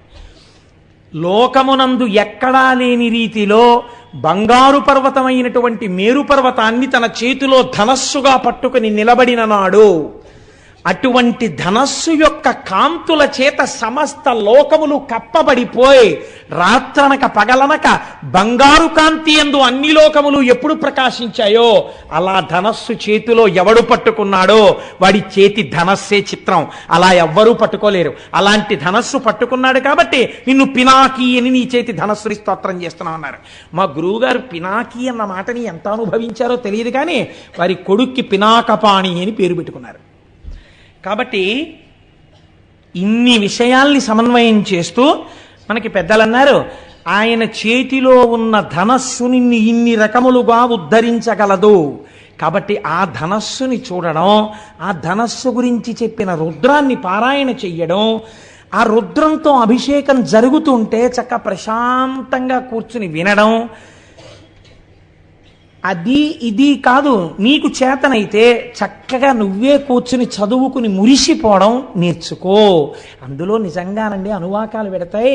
ఒకానొకప్పుడైతే మేము ఒక సంకల్పం చేశాం, అసలు ఆ రుద్రానికి ప్రతి అనువాకానికి వ్యాఖ్యానం చేద్దాం, ప్రతి అనువాకం మీద ఉపన్యాసం చెప్దాం అని చెప్పి అనుకున్నాను. కానీ అది శివమహాపురాణంగా వచ్చింది. ఏమో ఈశ్వరుడు ఎప్పటికైనా కోరిక తీరిస్తే నేను ధన్యుణ్ణవుతాను. అందుచేత అటువంటి ధనస్సు చేత పట్టుకున్నటువంటి వాడు శంకరుడు. ఇప్పుడు ఇవాళ మనం కేవలం ఈ విషయాన్ని స్పృశించి ఈ విషయాన్ని మనం మాట్లాడుకుంటూ ఉండగా మీరు వినడము చేత ఎన్ని కోట్ల జన్మలలో అనుభవించవలసిన పాపరాశి దగ్ధమైపోయి ఉంటుందో మీకు తెలియదు, తెలియనక్కర్లేదు కూడా. కానీ ఆ ఫలితం అలా వచ్చేస్తుంది అంతే.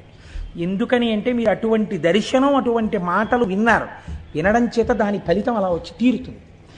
కాబట్టి శివో మహేశ్వర శంభు పినాకీ శశిశేఖర, ఆయన్ని శశిశేఖర అని పిలిచారు. శశకం అంటే కుందేలు, అది దూకుతుంది, దూకే స్వభావం ఉన్నది. దూకే స్వభావం ఉన్నది కాలము.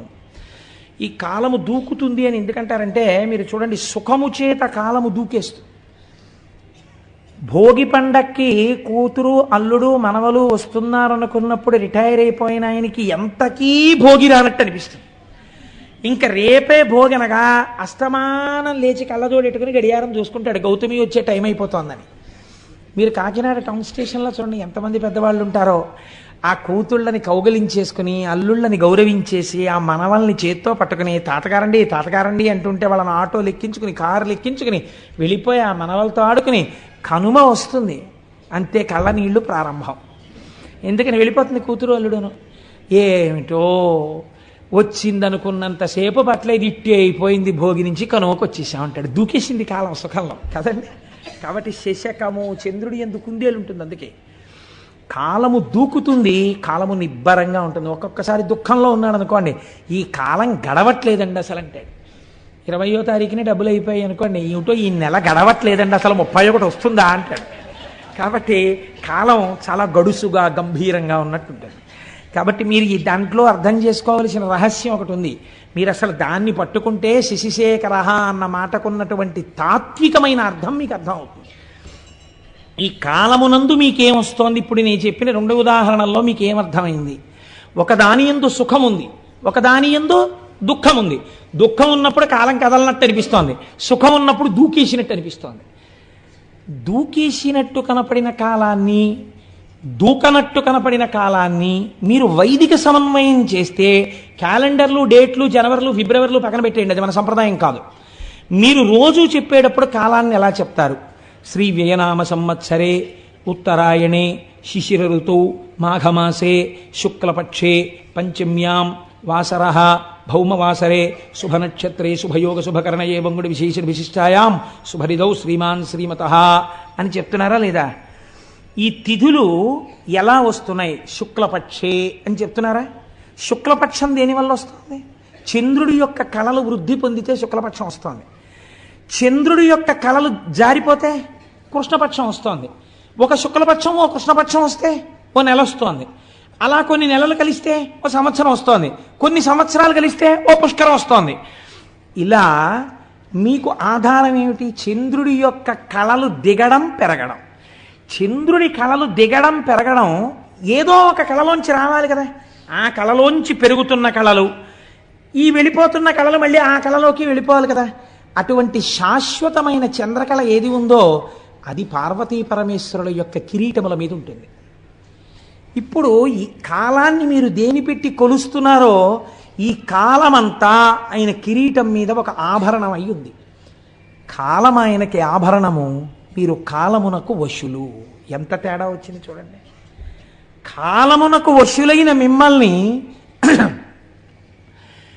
కాలాతీతుల్ని చేసి తనతో సమానమైన వాడిగా చేసుకోగలడు.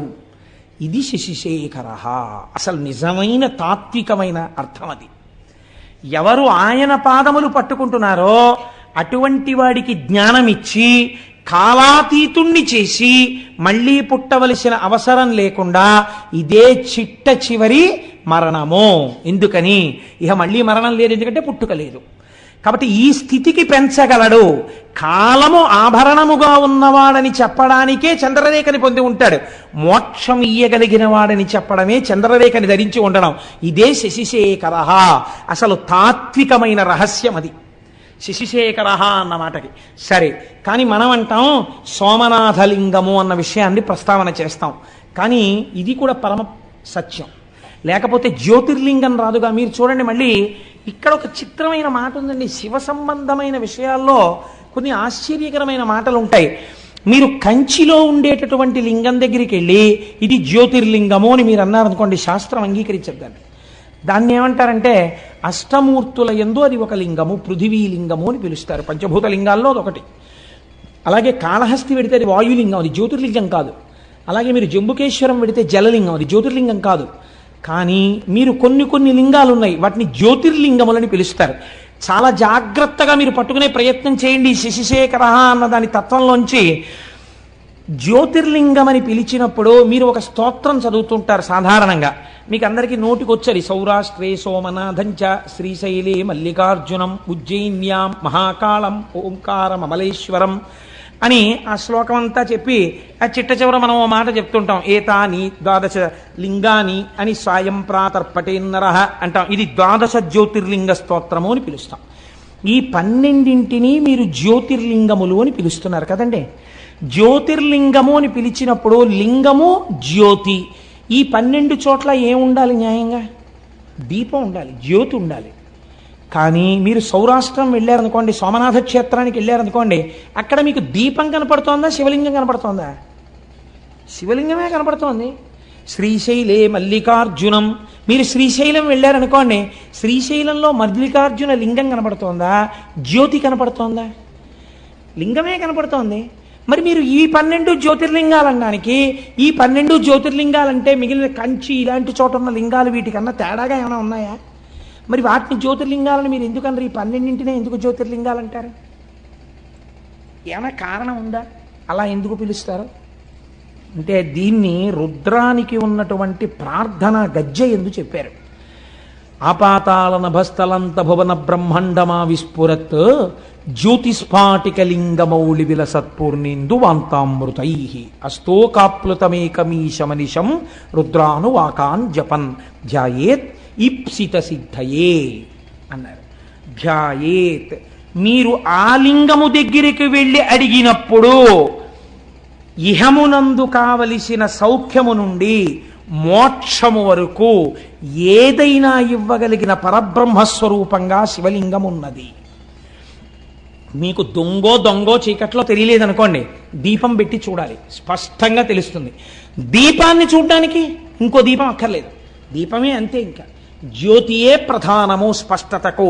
ఈ లోకమునందు జ్ఞానము పొందాలన్నా ఝాయేత్ ఈప్సిత సిద్ధయే.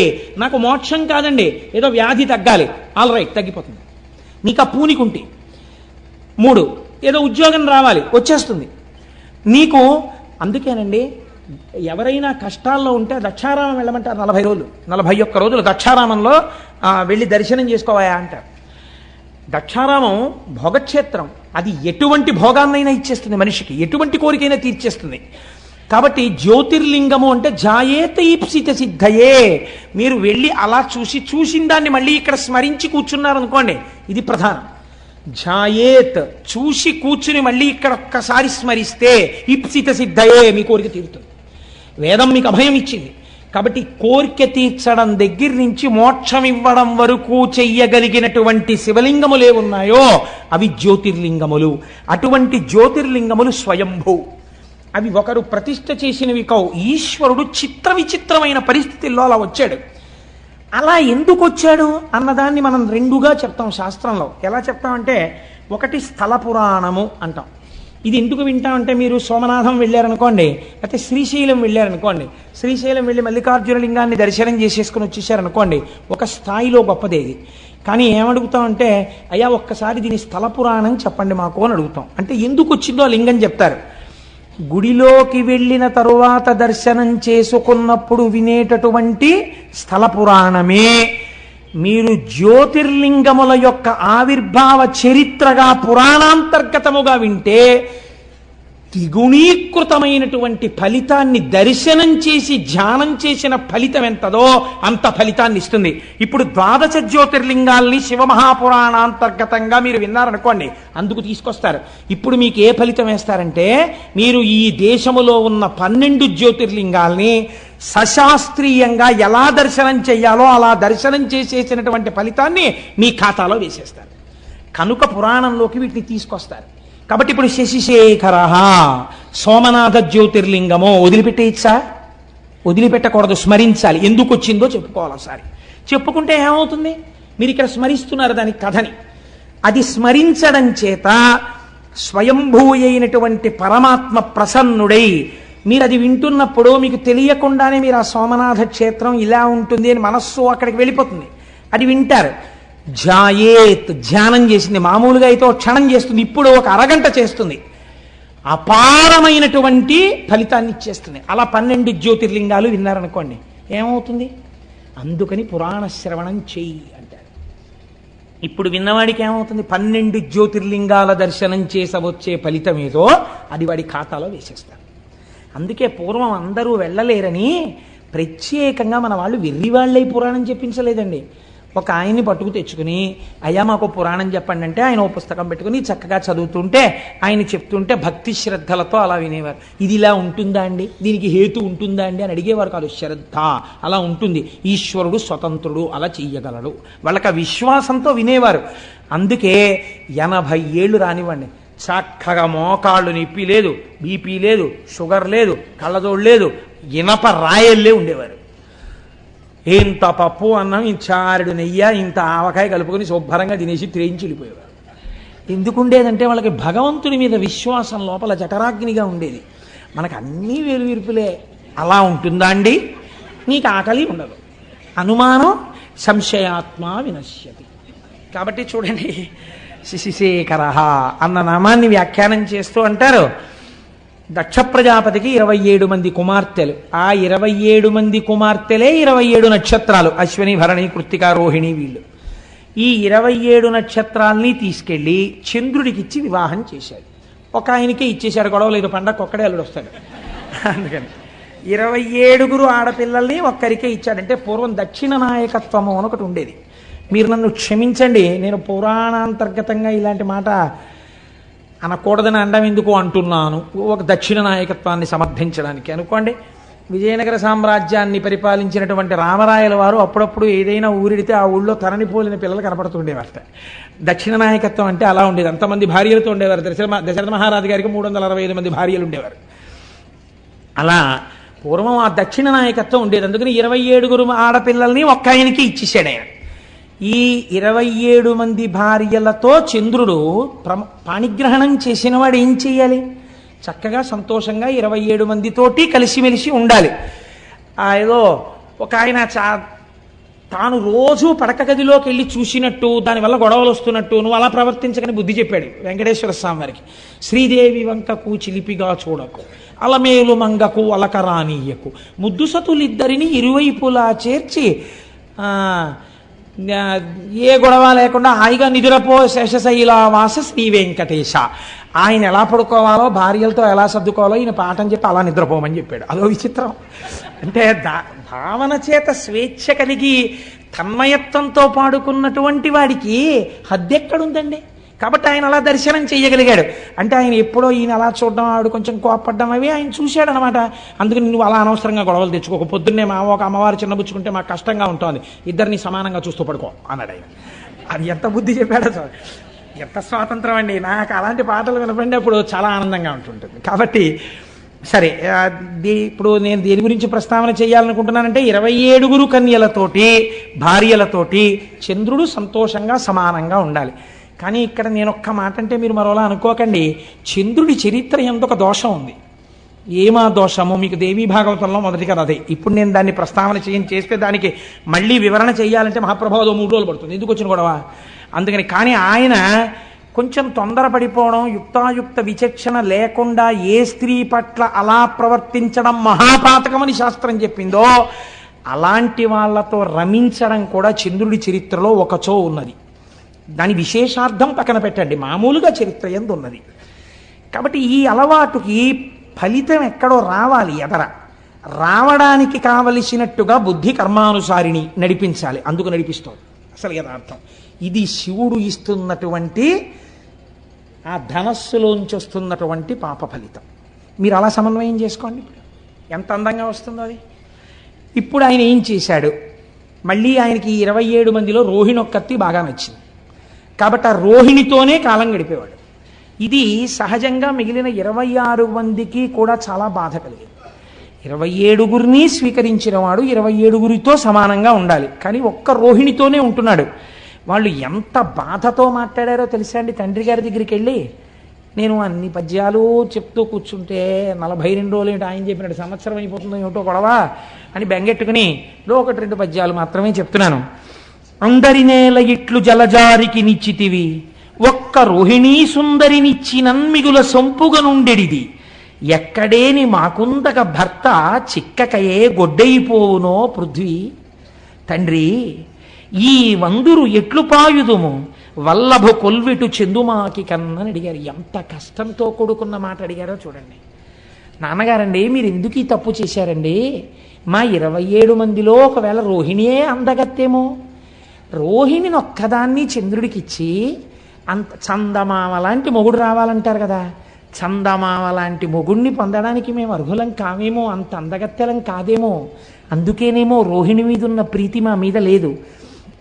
అంత అందమైన కూతురుతో పాటు అందం లేని మమ్మల్ని కూడా ఎందుకు ఇచ్చారు నాన్నగారు? కన్యాదానంలో మీ బాధ్యత అయిపోతుందని ఇచ్చారా?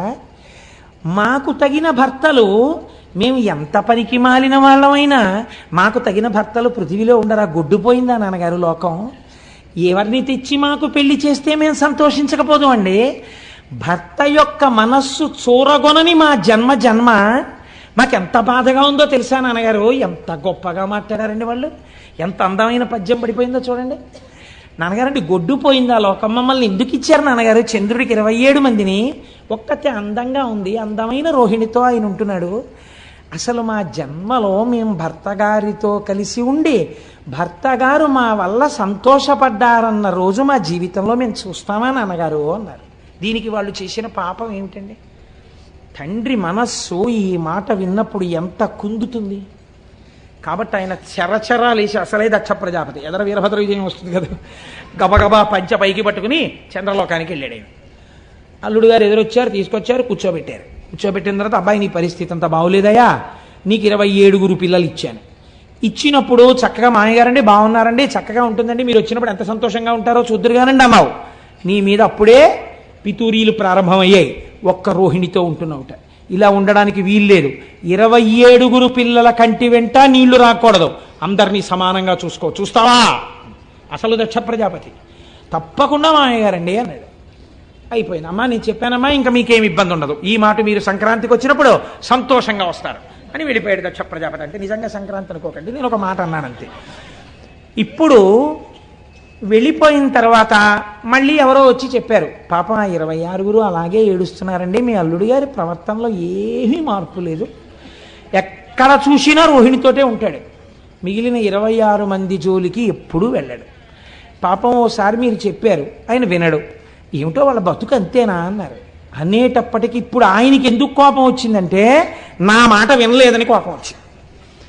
ఆయన ఎటువంటి ఆలోచన వచ్చిందో చూడండి. ఆ కోపంలో క్షయవ్యాధి ఉన్నటువంటి వాడికి తొందరగా దగ్గరగా వెళ్ళడానికి, ఆ ఉచ్ఛ్వాస నిశ్వాసలని లోపలికి పీల్చడానికి, వారి నోటి ఎంగిలిని తన నోటిలోకి తీసుకోవడానికి ఎవరు ఇష్టపడరు, ఎందుకంటే వీళ్ళకి క్షయ వస్తుందని.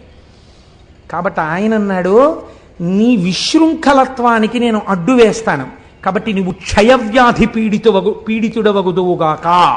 ఆయన ఉద్దేశం ఏమిటి?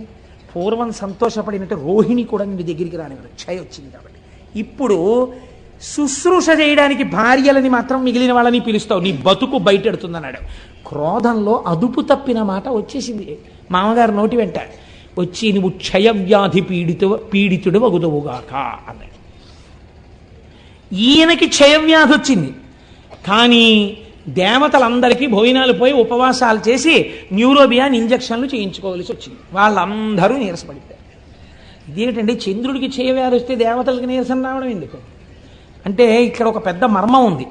చంద్రుడు బాగా ప్రకాశిస్తే ఆయన యొక్క అనుగ్రహం చేత ఓషధులు ప్రకాశిస్తాయి. ఓషధులు బాగా ప్రకాశిస్తే ఆ ఓషధులతో కూడినటువంటి ద్రవ్యములతో యజ్ఞం చెయ్యాలి. ఈ యజ్ఞంలో ఓషధుల్ని కూడా వేస్తే ఈ హవిస్సులు దేవతలు తీసుకుంటారు. దేవతలు తీసుకుని వాళ్ళ ఆకలి తీరితే వాళ్ళకు మనకు మంగళములను ఇస్తారు. దేవతలకి హవిస్సులు లేవు, లోకాలకి మంగళాలు లేవు. ఇటు వీళ్ళు మాడిపోయారు, అటు వాళ్ళు మాడిపోయారు. ఎందుకు వచ్చింది ఇదంతా? చంద్రుడికి క్షయవ్యాధి వచ్చింది. కాబట్టి ఇప్పుడు ఇది ఎవరి సమస్య అయి కూర్చుంది? చంద్రుడి వ్యక్తిగత సమస్య కాదు, అన్ని లోకాల సమస్య. ఎంత చిత్రంగా పరిగణించిందో చూడండి విషయం. ఇప్పుడు వీళ్ళందరూ మాట మాట్లాడుకున్నారు. అత్రి మహర్షిని పిలిచారు. అందరూ కలిసి చతుర్ముఖ బ్రహ్మగారి దగ్గరికి వెళ్ళారు. పెద్ద ఆయన పాపం ఆయన్ని అడుగుతారు అందరూ. ఆయన దగ్గరికి వెడితే చూడండి, మనం సాధారణంగా ఓ మాట అంటాం, ఏమండి వీడు ఇలా తప్పు చేశాడు, కొంచెం చేయనంటే వీడికి చెయ్యాలి ఉపకారం. వీడికండి చెయ్యాలి? మీరు తండ్రి, మీరు మర్చిపోయారేమో, వీడు చేసిన తప్పుడు పనులన్నీ నాకు బాగా గుర్తున్నాయి. ఎంత ఏడిపించాడంటే బృహస్పతిని, నాకు తెలీదా? ఆ రోజు నేనే కదా చతుర్ముఖ బ్రహ్మని జోక్యం చేసుకున్నాను. వీడికి అసలు ఇటువంటి ఇది రావాలి, బాగా వచ్చింది నాళ్ళకి, మామగారు బలి చేపించాడు. కానీ ఇగో వీళ్ళ కోసం ఓ మార్గం చెప్పక తప్పదు అని చెప్తాడు. చూసారా ఓ పెద్ద ఆయన, అలాగే చెప్పాడు బ్రహ్మగారు. ఆ పద్యం వినండి ఎంత గొప్పగా పడిందో. పరకాయ ప్రవేశం చేసి అత్యంత సహజమైన రచన చెయ్యడం అంటే అది. అయినను లోక సౌఖ్యమును నారసి చెప్పెదా. వీడు తుంటరవాడు, వీడికి చెప్పకూడదు అసలు, వీడి క్షయవ్యాధితో బాధపడినా గొడవేం లేదు. అయినను లోక సంక్షేమం కోసం చెప్తారు. ఇటు మీరు అటు వాళ్ళు బాధపడుతున్నారు కదా, అందుకు చెప్తానన్నాడు బ్రహ్మగారు. ఆ ప్రభాసమాన్యూనత రాఘహారియగు నొద్దిక వీడత చేరి శంకరున్ పూనిక కొల్చుచున్ తపసుభూని వసించిన కొన్ని నాళ్లకి గ్లానిని మాన్పగాగలదు కాలహరుండు దృఢంబు పొండికన్. నేను చెప్తున్నాను రా ఉపాయం, ఏమీ లేదు. వీడు ప్రభాస క్షేత్రానికి వెళ్ళాలి. వెళ్ళి సముద్రపు ఒడ్డున ఉంది, అది అరేబియా మహాసముద్రం అని ఇప్పుడు మనం పిలుస్తున్నామే, ఆ సముద్రపు ఒడ్డుకు వెళ్ళి కూర్చుని ఆ ప్రభాస క్షేత్రంలో ఓ గుంట తవ్వి అందులో ఒక పార్థివలింగాన్ని పెట్టుకుని పంచాక్షరీ మహామంత్ర జపాన్ని మృత్యుంజయ మహామంత్రంతో కలిపి అనుష్ఠానం చేయాలి. ఎందుకని క్షయం వచ్చేసింది కాబట్టి మృత్యుంజయ మంత్రంతో కలిపి అనుష్ఠానం చేయాలి. ఎంత శాపం ఉన్నా ఇటు బ్రాహ్మణ వాక్కుని కాపాడి అటు వీడు చచ్చిపోకుండానూ కాపాడాలంటే పరబ్రహ్మమునకు తప్ప వేరొకడికి సాధ్యం కాదు. కాబట్టి శంకరుడు మాత్రమే చెయ్యాలి ఈ పని. వీడిని పార్థివలింగాన్ని అర్చన చెయ్యమనండి అన్నారు. ఆ మాట చూడండి, ఉద్దిక వీడట చేరి బ్రహ్మగారు మాట్లాడేటప్పుడు ఈయన్ని అండం. ఆ చికాకుంది చంద్రుడి మీద, ఆయనకి కోపం ఉంది, అందుకని వీడిని అక్కడికి వెళ్ళమనండి. ఎంత బాగా అన్నాడు చూడండి, ఒద్దిక వీడట. అక్కడైనా బుద్ధిగా కూర్చోవాలి, మళ్ళీ అక్కడికి వెళ్ళి కూర్చుని ఏదో పనులు మొదలెట్టకూడదు, మళ్ళీ ఏదో శాపాలు తెచ్చుకోకూడదు, మళ్ళీ నా దగ్గర రాకూడదు. ఉద్దిక అక్కడ కూర్చుని శివుడి గురించి ఆరాధన చేయమనండి, పోమనండి అక్కడికి. అలాగేనండి బాబాయ్ అన్నాడు ఇప్పుడు అని. ఇప్పుడు బయలుదేరి ప్రభాస క్షేత్రం చేశాడు. ఏం చేస్తాడు, చేసిన పాపం అనుభవించాలి, వచ్చింది శిక్ష. కాబట్టి ఇప్పుడు అక్కడ కూర్చుని పంచాక్షరీ మహామంత్రాన్ని మృత్యుంజయ మహామంత్రంతో అనుసంధానం చేశాడు. ఇది ప్రసన్నుడు అంటే ఎవడు వ్యాధినిచ్చాడో వాడే శివాశర వ్యాయాతవతయానో రుద్రమృడయా రక్షించాలి. ఇప్పుడు వెళ్ళి కూర్చుని జపం మొదలెట్టాడు. కొన్ని కోట్ల జపం అయిపోయింది. అయిపోయిన తరువాత చంద్రోద్భాసిత శేఖరే స్మరహరే గంగాధరే శంకరే సర్పైర్భూషిత కంఠకర్ణ వివరే నేత్రోద్ధవైశ్వానరే దంతిత్వకృత సుందరాంబరధరే త్రైలోక్యసారే హరే మోక్షార్థం కురు చిత్త వృత్తి మమలాం అంతైస్తు కింకర్మభిః అంటారు శంకరాచార్యుల వారు. అటువంటి స్వరూపంతో భగవానుడు శంకరుడు ప్రత్యక్షమయ్యాడు. స ఉమ పార్వతీ సహితుడై ప్రత్యక్షమయ్యాడు. క్షయవ్యాధితో శుష్కించిపోయి ఉన్నాడు చంద్రుడు. ఏం నాయనా ఏమిటి నీ అభీష్టం అని అడిగాడు. అయ్యా నాకు క్షయవ్యాధి తగ్గిపోవాలండి అన్నాడు. ఇప్పుడు నీ క్షయవ్యాధి పోతుంది అని పరమాత్మ అనగలరు అంటే ఎవరి మాట పోయింది? దక్ష ప్రజాపతి మాట పోయింది. అంటే నే శాపం పెట్టేవాడిని, నువ్వు రక్షించేవాడివా అంటాడు. కాబట్టి ఇప్పుడు ఇద్దరిని దృష్టిలో పెట్టుకోవాలి. అటు పెద్ద ఆయన మాట నిలబడిపోవాలి, ఇటు పిల్లాన్ని రక్షించాలి. ఇంత తప్పు చేసి ఉన్నవాడైనా తన పాదములు పట్టుకుంటే బుద్ధిని కూడా సంస్కరించాలి. అందుకే ఆ తర్వాత చంద్రుడు 27 భార్యలతో సమానంగా లేడన్నటువంటిది లేదని చెప్పడానికి ఉదాహరణే చాంద్రమానంలో మీరు చెప్తున్న తిథులు కదండి. లేకపోతే చంద్రమానంలో ఎలా జరుగుతున్నాయి తిథులన్నీ? చంద్రుడు కూడుతున్నాడు కదా నక్షత్రాలతోటి. కాబట్టి ఇప్పుడు బుద్ధిని మార్చాడు. అదే కదండి, మరి అందుకేగా రుద్రశబ్దం వాడారు మీరు. ధర్మం వైపుకు మారుస్తాడు బుద్ధిని అనే కదా మీరు రుద్రశబ్దం వాడారు. కాబట్టి ఇప్పుడు ఏం చేశాడు, బుద్ధిని ముందు మార్చి అటు పెద్ద ఆయన మాట నిలబెట్టాలి దక్ష ప్రజాపతి. కాబట్టి అన్నాడు, నీకు క్షయ ఉంటుంది కానీ 15 రోజులు క్షీణిస్తావు, 15 రోజులు వృద్ధి పొందుతుంటావు. కాబట్టి ఇంకా క్షయ పూర్తిగా లేదు కాబట్టి నశించిపోవు, ఎప్పుడూ హాయిగా ఉంటావు. సరికదా పిల్లాడా, ఎప్పుడైనా ఎవరైనా నీ పాత కథలు తలుచుకోకుండా నువ్వు పూర్తిగా ఇప్పుడు గొప్పవాడివయ్యావు, నీ చరిత్రే మారిపోయింది, నువ్వు సద్బుద్ధున్నవాడివి, నా చేత అనుగ్రహింపబడిన వాడివని తెలుసుకోవడానికి, నాతో కలిపి నీ దర్శనం చెయ్యడానికి నా పేరే నీతో కలుపుకుంటాను, చంద్రశేఖర అని పిలిపించుకుంటానని ఆ చంద్రుణ్ణి చేసి నెత్తిన పెట్టుకున్నాడు. ఏమి ఔదార్యమూర్తి అండి పరమాత్మ. ఇది ఆయన కారుణ్యం అంటే. నీకేమిటి బెంగ? కాలమునకు వశుడు కాని వాడను నేను, నా నెత్తి మీద నిన్ను పెట్టుకున్నాను రా. చతుర్ముఖ బ్రహ్మగారు అన్నాడు, వీడును పోయి ఉద్దికను అన్నారు. ఆయన అన్నారు, తప్ప అందరూ చేస్తారులే నాన్న, చేసావు, నీ బుద్ధి మార్చుకో. నీ బుద్ధి మారింది, ఇప్పుడు నిన్ను నెత్తి మీద పెట్టుకుంటాను. ఇప్పుడు మీకు ఇది విని ఏమైంది? శశిశేఖర, తప్పులు జరిగిన వాటికి వేళ్ళు విరవకండి. ఇంత కారుణ్యమూర్తి అయిన శంకరుడి పాదాలు పట్టుకున్న వాడికి ఒక్కసారి పట్టుకుంటానని పూనికతో నిలబడితే మిమ్మల్ని కూడా నెత్తి మీద పెట్టుకోవడానికి ఆయన సిద్ధంగా ఉన్నాడు కదండి. అందుకని శశిశేఖర, అందుకని నెత్తి మీద చంద్రుణ్ణి పెట్టుకున్నవాడా అని ఈయన్ని పిలవలసి వచ్చింది. ఆయన క్షయవ్యాధి పోయింది, చాంద్రమానం వచ్చింది. ఇప్పుడు ఈ చంద్రుడు పార్వతీదేవికి గొప్ప భక్తుడయ్యాడు. అందుకే మనుశ్చంద్ర కుబేరశ్చాలోపాముద్రా చ మన్మద అగస్తీరగ్ని సూర్యశ్చ ఇంద్రస్కంధస్తథైవ చ అని క్రోధభట్టారకో దేవ్యా ద్వాదశామి ఉపాసకా, 12 మంది అమ్మవారి మహాభక్తులలో ఈయన కూడా ఒకడయ్యాడు. అయితే ఇక్కడ ఒక చిత్రం జరిగింది. శంకరుణ్ణి చూసి అన్నారు, స్వామి చాలా బాగుందండి, మీరు నెత్తి మీద చంద్రుణ్ణి పెట్టుకున్నారు, శశిశేఖర అన్న నామం మీకు వచ్చింది, అంతవరకు మేము ఒప్పుకున్నాం. అదే సోమనాథలింగం. స ఉమానాథుడు ఒక అర్థం, అంటే పార్వతీదేవి పక్కన ఉన్నటువంటి కారుణ్యమూర్తి, సశక్తిపరుడు కాదు. సోముడు అంటే చంద్రుడు. సోముడు ప్రార్థన చేశాడు, నన్ను ఇంత అనుగ్రహించిన నీవు ఉత్తరోత్తర ఎవరొచ్చినా రక్షించడానికి ఇక్కడే వెలియవలసినది అన్నాడు. జ్యోతిర్లింగమయ్యాడు. అందుకే అది స్వయంభూలింగాలలో జ్యోతిర్లింగాలలో మొట్టమొదటి లింగం. మీకు తెలిసి వెళ్ళినా తెలియక వెళ్ళినా దీర్ఘకాలం పీడించేటటువంటి వ్యాధులు నయమవుతాయని, భవిష్యత్ జన్మలలో చేసిన పాపముల వలన భయంకరమైన వ్యాధులు, కుష్ఠవ్యాధి వంటి వ్యాధి రావలసినటువంటి పాపములు ఖాతాల్లో ఉండిపోయినా అవి భగ్నమైపోతాయని, సోమనాథలింగ దర్శనం చెయ్యాలని మనకి శాస్త్రం చెప్తోంది. మమ్మల్ని అనుగ్రహించి గోపాలకృష్ణ గారు తీసుకెళ్ళబోతున్నారు సోమనాథలింగ దర్శనానికి ఏప్రిల్లో. కనుక ఒకరన్నారు, అయ్యా ఇక్కడ వరకు బాగుందండి, చాలా బాగుంది, సోమనాథలింగ దర్శనం చెయ్యవలసిందే. ఈ లింగం మీద కన్నుబడే ఈ దేవాలయాన్ని ఎన్ని మాటలు ధ్వంసం చేశారో కొందరు.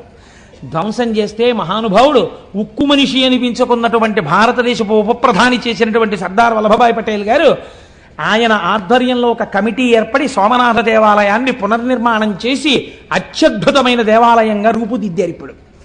కాబట్టి ఈ చంద్రశేఖరుణ్ణి దర్శనం చేసిన మాట యథార్థం అయితే, అయ్యవారు ఇక్కడ చంద్రుణ్ణి పెట్టుకున్నాడు అనుకోండి, చాలా బాగుంది స్వామి, ఇక్కడ నువ్వు చంద్రుణ్ణి పెట్టుకున్నావు అనేసి మీరు వెళ్ళిపోగలరండి ఇంటికి. మా స్వామి పరమాచార్య స్వామి ఒక మాట చెప్పారు. ఆయన అన్నారు ఒక రోజున, ఆయన నాకు ప్రాణం అండి మహానుభావుడు, అలా వెళ్ళిపోతూ ఎక్కడో కూర్చునేవారు, ఏదో గుర్తొచ్చేది, ఆకాశంలో చంద్రుణ్ణి చూస్తే ఓ నవ్వు నవ్వేవారు. నవ్వు నవ్వి ఆయన అన్నారు, మౌళౌ గంగా శశాంకౌ కరచరణతలే శీతలాంగా భుజాంగా వామే భాగే దయార్ద్రా హిమగిరి దుహిత చందనం సర్వగాత్రే యుద్ధం శీతం ప్రభూతం కనక సభానాథ సోఢుం క్వశక్తి చిత్తే నిర్వేదతస్తే యది భవతి నతే నిత్యవాసో మదీయే అన్నారు. ఈశ్వర, మాకు కొంచెం ఆశ్చర్యంగా ఉంటుందండి, మొన్ననే కదా పుష్యమాసం వెళ్ళిపోయింది. ఆర్ద్రా నక్షత్రమేమో శంకరుడికి ప్రీతి, శ్రవణ నక్షత్రమేమో మా స్వామి వెంకటేశ్వర స్వామి వారికి ప్రీతి. శివకేశవులని రెండు ఎక్కడ ఉన్నాయండి? ఉన్న ఒక్క మూర్తిగా, ఒక్కసారి అలంకారం చేయించుకుని మనని సంతోష పెడతాడు, ఒకసారి అభిషేకం చేయించుకుని సంతోష పెడతాడు.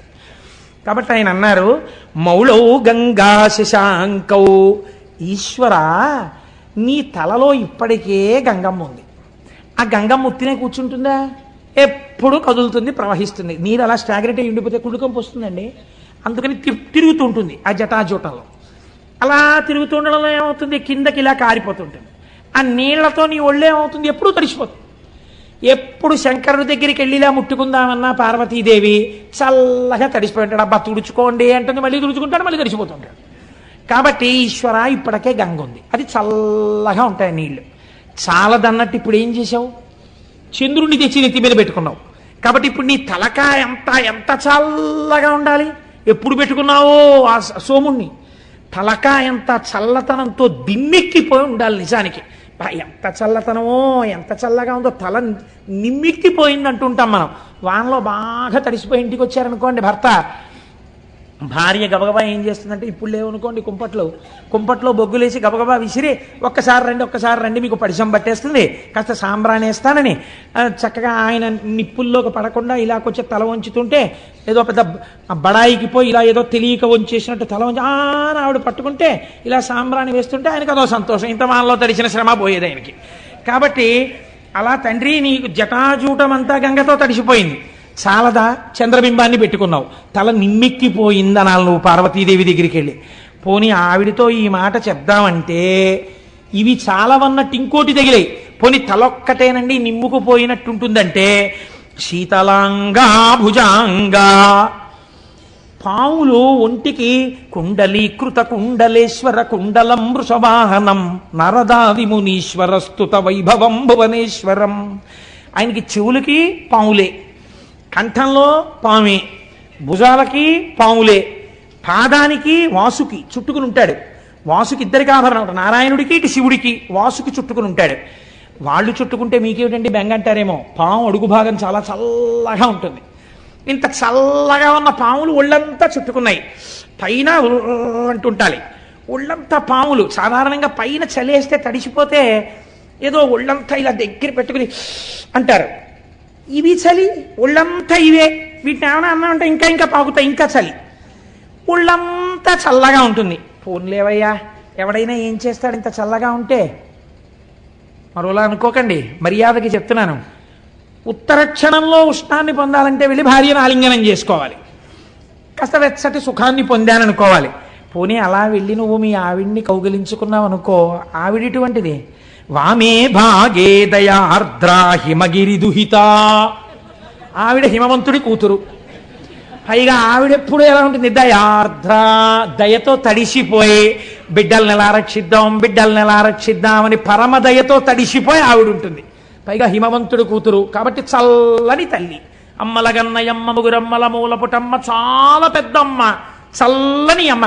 చల్లని తల్లి అంటే అంటాం కదా, మరి చల్లని తల్లి. దృశాద్రాఘీయస్యాదర దళిత నీలోత్పల రుచాదవీ అంశం దీనం స్నపయ కృపయా మమ పిశివే అంటారు శంకరాచార్యుల వారు. అలా అపారమైన దయ కళ్ళల్లోంచి కురిపించేస్తుంటుంది. ఒళ్ళేమో హిమవంతుడి కూతురు కాబట్టి తండ్రి గారి పోలికలు వచ్చాయి పిల్లకి. పిల్ల చల్లగా ఉంటుంది, ఎప్పుడు వెళ్ళి కొంచెం వెచ్చగా ఉంటుందేమో అని కౌగిలించుకొని ఎడం పక్కన ఎట్టుకుంటే ఇంకొంచెం చలొచ్చింది.